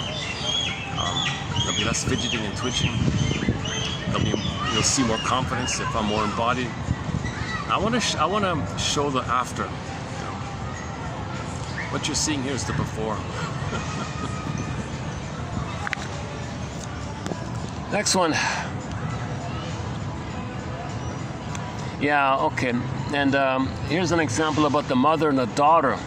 The daughter managed to learn how to make her mother angry. Okay, let's skip that one there. Okay, next one. It would appear that a passive-aggressive behavior has its origins as early as there are signs of autonomy. Oh, there it is here. Okay. Of course, these occur within the first weeks of life when the baby makes it clear in what position to nurse. Mother, hold me in this way. I'm not comfortable by the way you're holding me. I'm not comfortable. The milk's not coming out properly. I want it this way. So the baby makes it clear what he wants.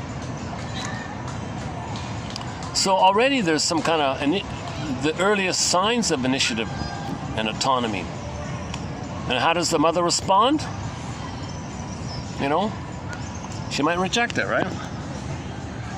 The baby might prefer certain toys or clothes or something. The baby might even be seen to help or might help with the feeding process. Now, how the mother responds to that, if the mother crushes that, okay, he may become aggressive, either overtly or covertly. If it's way too aggressive, probably it'll come out covertly.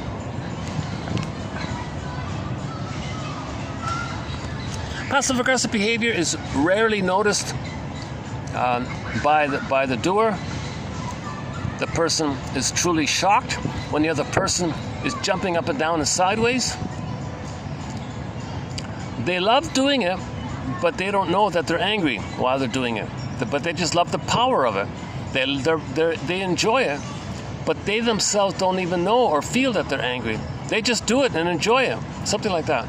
The passive-aggressive person sees the world through his or her eyes only, the other simply fitting into that system.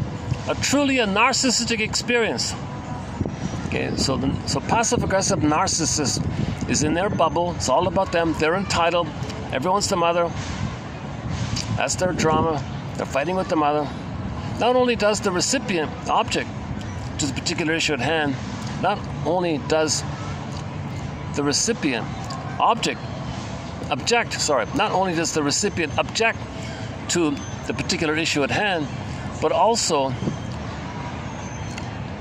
to not being acknowledged as a genuine partner in an interpersonal exchange. Instead, he or she is turned into and treated as a disdainful, transferential figure. So Cupid has some other arrows. So if somebody wants something, Cupid has another batch of arrows. I hate you, mother. So he's not relating to that person for who they are. No genuine interchange, no person to person. You're the transference figure. You're the bad mother.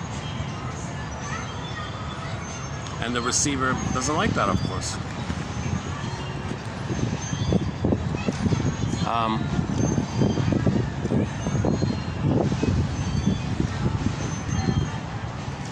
Okay, in the number 5, in the Fiery Revenge version. So Fiery Revenge is also considered level 5. They call it level 5.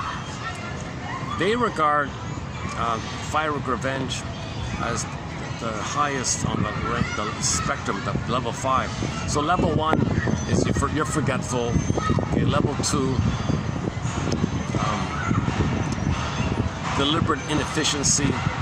Level 3 is letting things escalate on purpose. Okay, let bad things happen. That's level 4. Oh, you want to get back at them.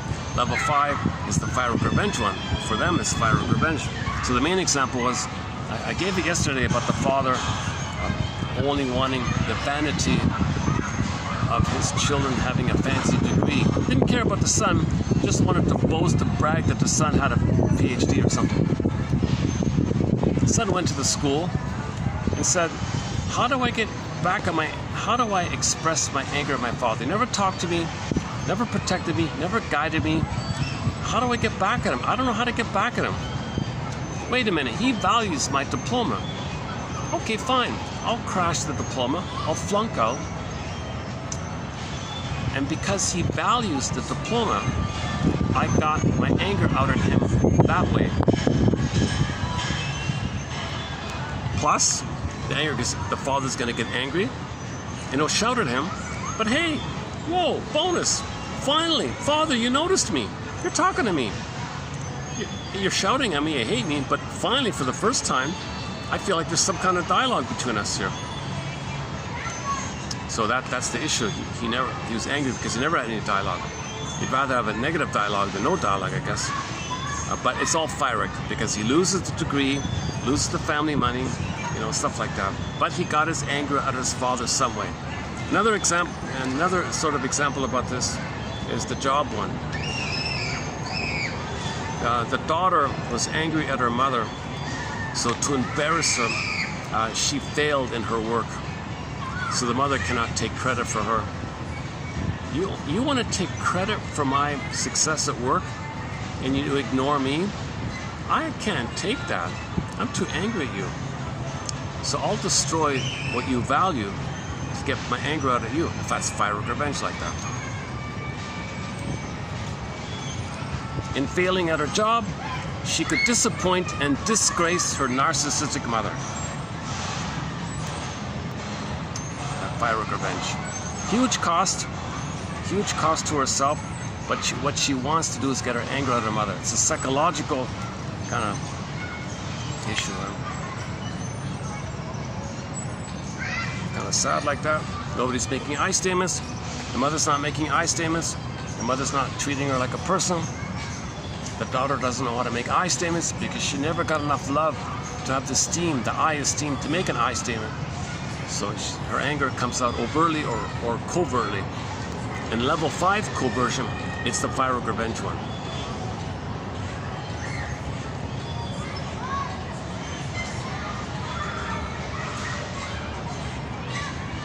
Even if it affects her health, in one pyrrhic revenge version, it might even affect her health. Because if the mother is embarrassed that she got sick, so she gets sick, it bothers the mother. The mother's angry. Stuff like that. It's sad. That level 5 one is very sad, you know.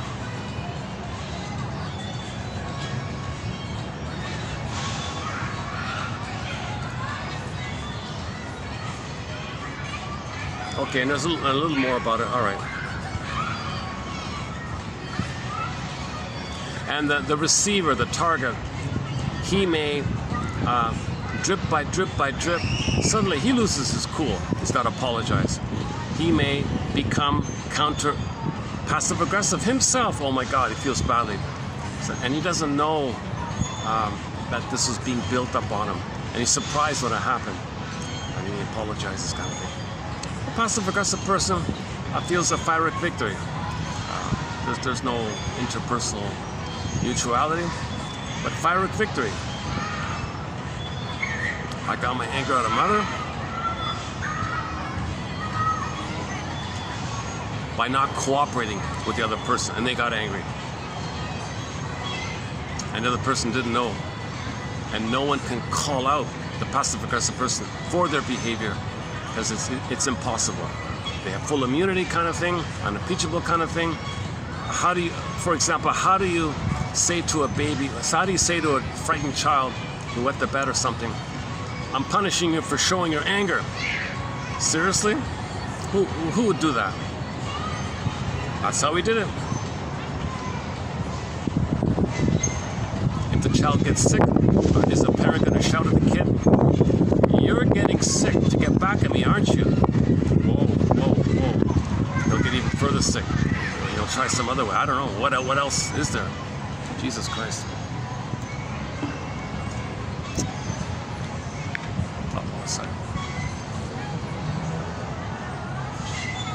Okay, let's let these people pass by me here. Hold on a sec. Let's play a song here.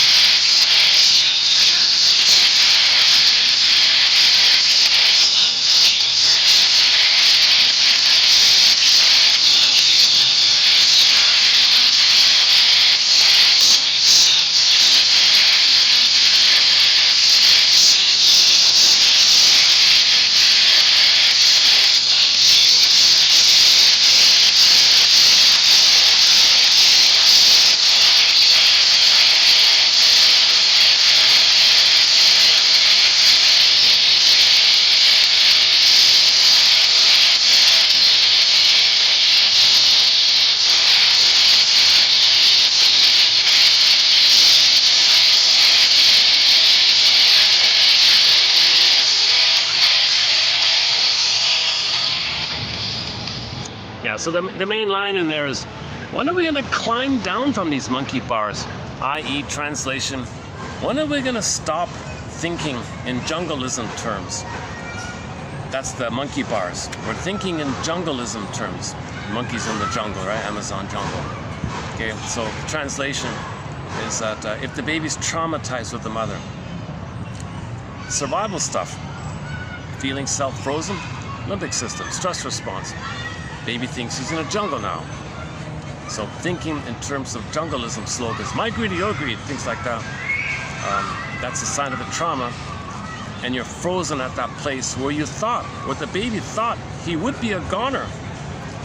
If mother abandoned him or hurt him, he was terrorized like that. It was like a wild fighting with the minotaur, like a fighting with the wild beast like that. The jungle, survivalism. So if you carry that all the time and don't look at it, then, you know, see, when are we going to look at it? So him saying that is kind of like, when are we going to look at this? So we got to climb ourselves. It's not very clear, but he said, we got to climb ourselves down. We got to climb ourselves down from the trees. Things will be better, he says like that. A fun kind of song, eh? We've got 3 songs by the band Coney Hatch. That one, First Time for Everything, and It's About a Girl. That's a good one. That's a pretty good one. It's about a girl. It's always about a girl. So, what shall I compare thee to an onion? When you layer it back, you're facing the minotaur. It's always about the minotaur, the girl, the mother minotaur, girl, mother minotaur. You layer it down. Beautiful hope. you had a hope for the blissful, and there's the promise, the pretty model, whatever. Then the other side click up. The reality came in, the monster one. Your rage at the mother. That's the minotaur. So you got to face the minotaur. Now you got to have courage. Mother, why did you fail me? Why did you betray me after all we've been through? I can't believe it. We were so one. You know, in the uterus, you and me were one. That was paradise for me. After all we've been through. And mother, didn't you know that I needed an extended paradise? Shambhala, Shangri-La, Nirvana, Avalon. I needed an extended blissful oneness. Didn't you know that? You deprived me of it. After all we've been through, you betrayed me.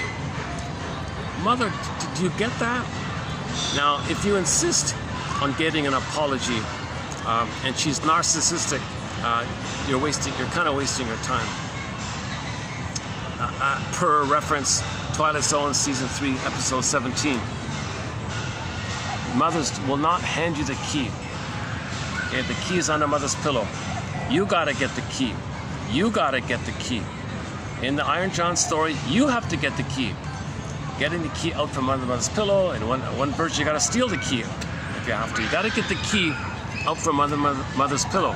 Okay, so the soul is locked in a cage. The cage is locked. Where's the key? It's under mother's pillow. Okay, that means the secret is mother used the baby to meet her needs. That's the key. That's the secret. Unconscious, pillow, dark, shadow, dark, unknown, repressed, under, okay, key there. See, that's her unconscious. She unconsciously used the baby to meet her needs. Baby, I made you to find me. Yesterday, go to yesterday's one about that one. So we have to have the courage to be the detective. I can't believe it. Seriously? Like the fairy tale said, my good mother died, and a wicked queen appeared. My mother was like a wicked queen the moment I was born. Seriously? Wow. And then I was angry, and I projected my anger onto the mother, and now put it all together as a minotaur. Whoa, I gotta face all this. I gotta unblend my anger. I gotta unblend and identify the mother being impaired. So she's not a minotaur, she's a human who's impaired, but I gotta pull back and own my anger at this. So I gotta own my anger at my mother. So you gotta parse out the condensed image of your anger and the mother, blurred up into the minotaur. You gotta parse it out. Your anger, mother is a human. Impaired, wounded, traumatized, infantile, angry, baby, human. You angry at all this. You gotta separate it like that. And then the minotaur poofs. The minotaur's gone. If the Minotaur is gone, then you can continue on your way. And finally, you'll be reunited with your soul.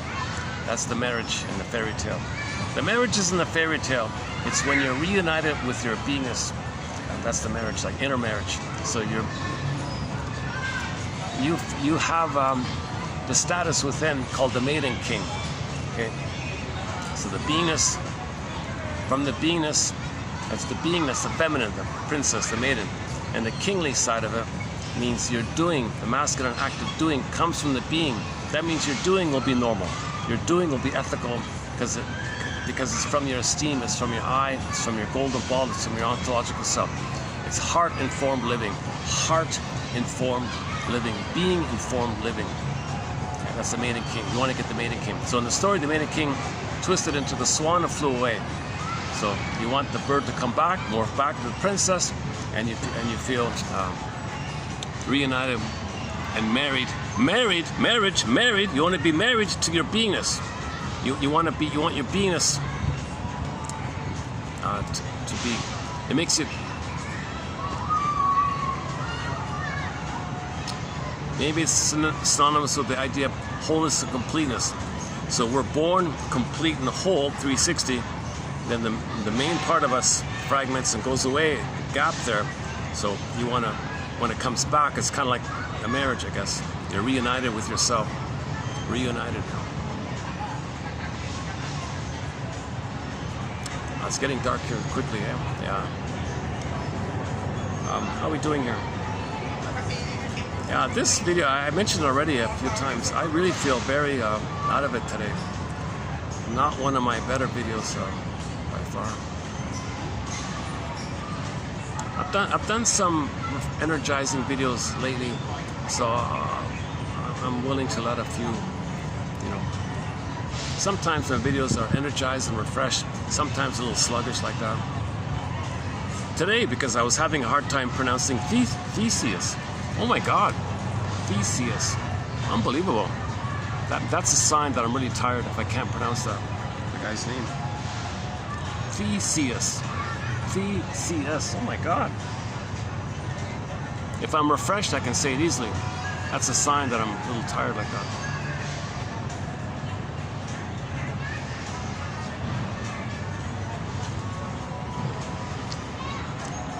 Yeah, luckily I could buy that sugar drink over there. Well, someone took a photo of the cat, the black cat.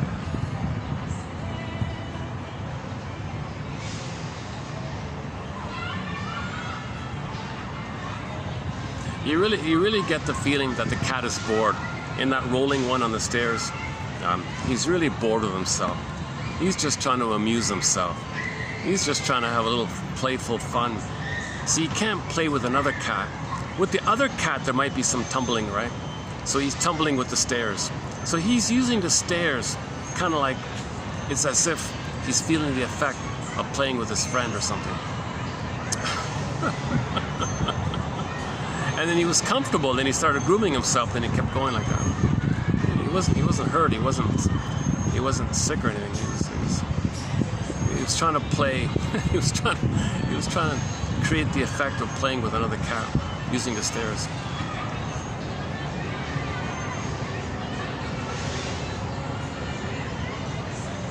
Reminds me of the dog that was the golden retriever. I saw that one clip was the family was on a ski hill. The kids were tobogganing down the smaller hill. And the family was tobogganing with their crazy carpets and their various sleds and things. They were all going down the hill, and the dog was at the top, wanting to join in. And you can see him like scanning and trying to figure out, hey, I want to join in. Hey, what about me? I want to roll down the hill. Where's my sled? Aren't you going to take me on the sled? What about me? The dog was kind of like looking around. This went on for a while. Finally, the dog said, oh, what the hell? He threw his body. He turned to the side and lunged down the hill, sliding on the side of his body, sliding down the hill. He wanted to join in.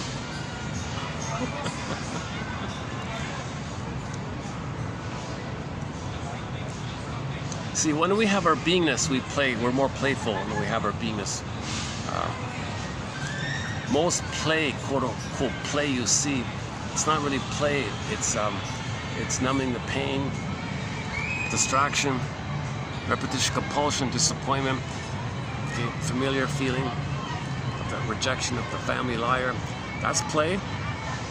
Firework victory, that's play. Getting your anger out of mother onto everybody, that's not play, right? That's called Schadenfreude.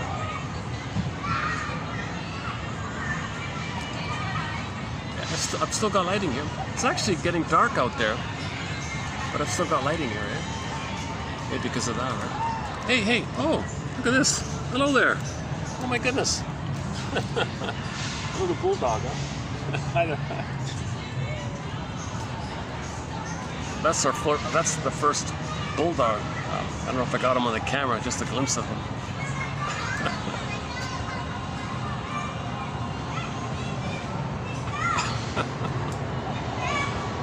He's got that funny face, huh? Those dogs.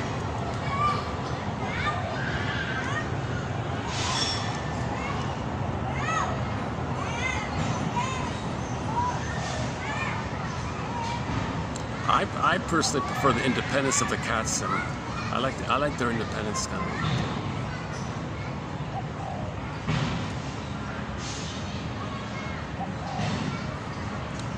Unless that's the thought, oh my God, if I did have a dog all this time, the dog could have been part of the video. Maybe I could have included the dog in the video somehow. No. I want people to find this material for the focus of healing, not for entertainment. Yeah. So ironically, my being so anxious is going to filter out people looking for entertainment. So they'll focus on the quotes. The quotes are valuable, it's strong on its own kind of thing. Oh, there's the bulldog.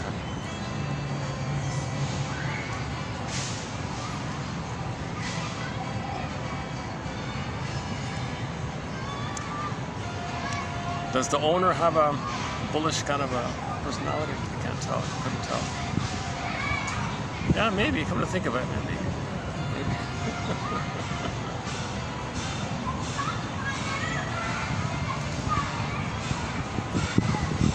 Can I just pause for a minute and enjoy this little breeze here?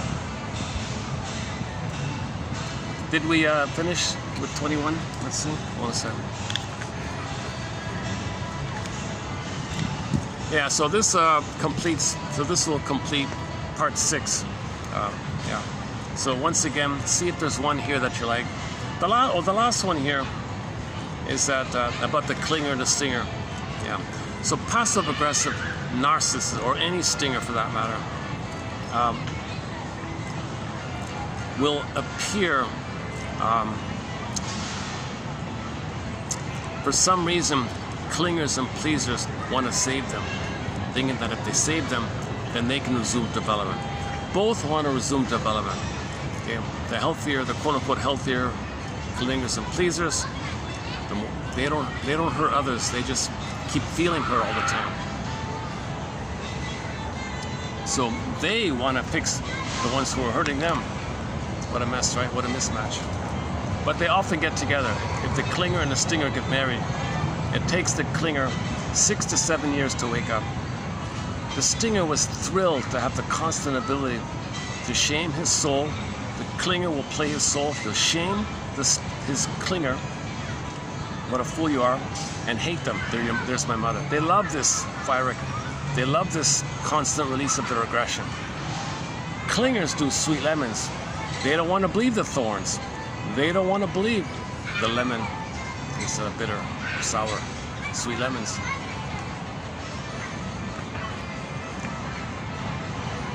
So the clinger has the hope to save the stinger so they can resume development. Stingers haven't a clue what you're talking about. They're married to mom. They only want to shame the clinger because the clinger will be a placeholder for their soul, which they reject, and then poof, the clinger's the mother, then they hate them. So the clinger says, ouch, and then, well, that's okay because I'm no good and they're good. Stinger says, yes. I'm mother, I preserve my infantile megalomania of a king and a god, so I'm good. My soul no good. You can have it, so you're no good. So the stinger says, I'm okay, you're not okay. Once again, when the stinger says, you're not okay, they're talking about their own soul not being okay, put onto you. And they're not, to help them not be aware that they don't feel okay. And they become the mother who rejected them.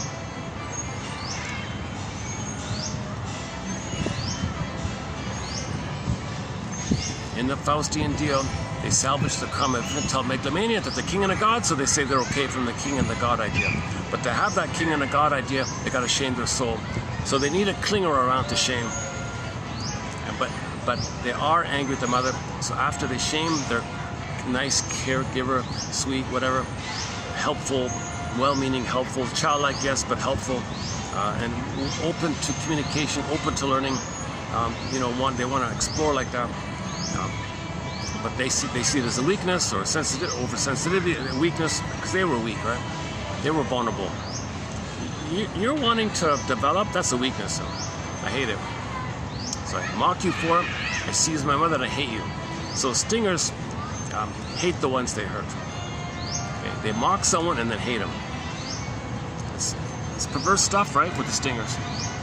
And if it's the bully area, then that's the Minotaur complex. Unbelievable about that one, eh? And if people admire the Minotaur, if people admire the like the Iagos, they might admire them like that. Wow. They're just they might even be worse off. I don't know. They're equally.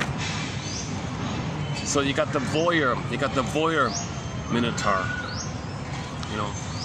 Others who are the Minotaur.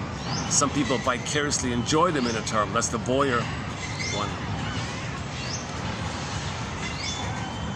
So people who secretly like bullies. Whoa. That means the people who do that, they have identified with the aggressor, but they're afraid to show it. They're afraid to act it out and show it. So they voyeuristically want to be around bullies, and the bully will express their voyeuristic fantasies. The overt Minotaur will be like a proxy character for them. And they enjoy the vicarious delight of the fantasy. That could be me doing that, yeah. Whoa.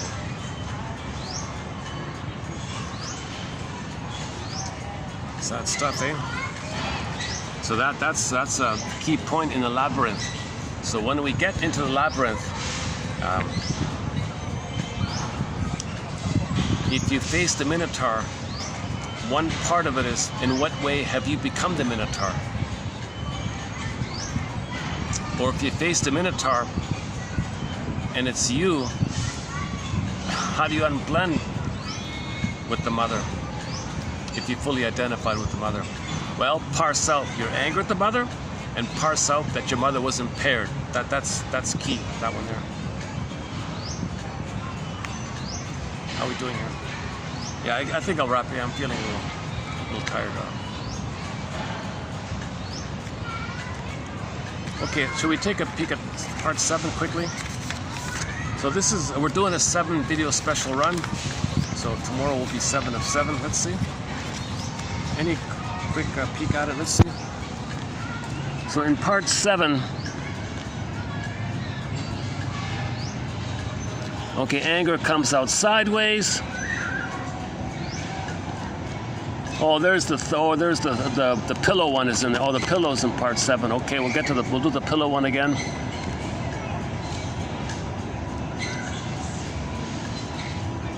They don't follow through. Passive-aggressive people don't follow through. They say they'll do it, but they don't follow through. That's passive-aggressiveness.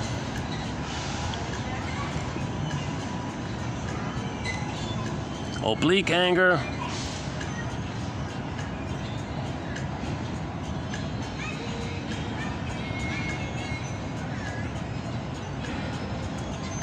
All right. Okay, so we'll run through these ones tomorrow.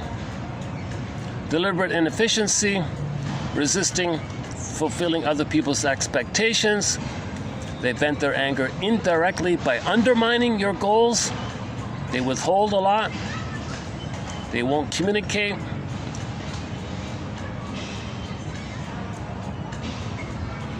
The difference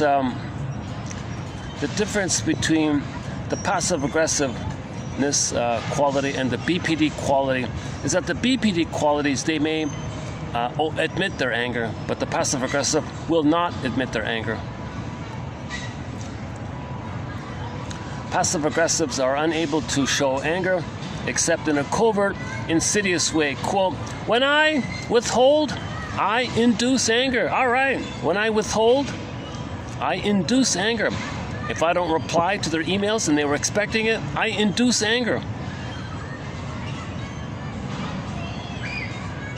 Recreating the parent-child dyad. I'm good, you're bad.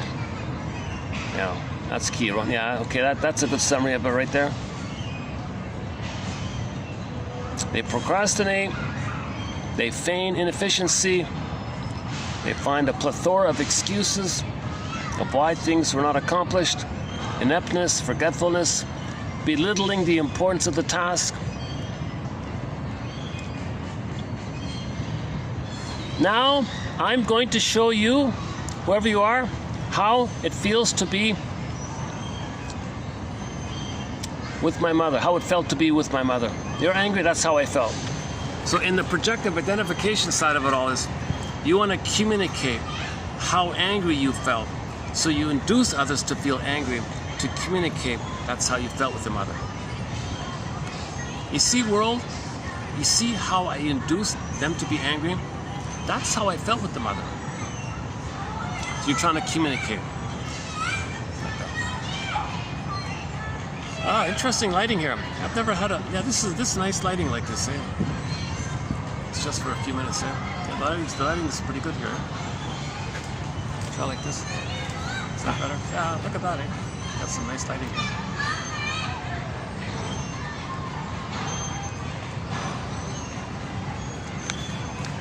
Should we close up with a song? Monkey Bars?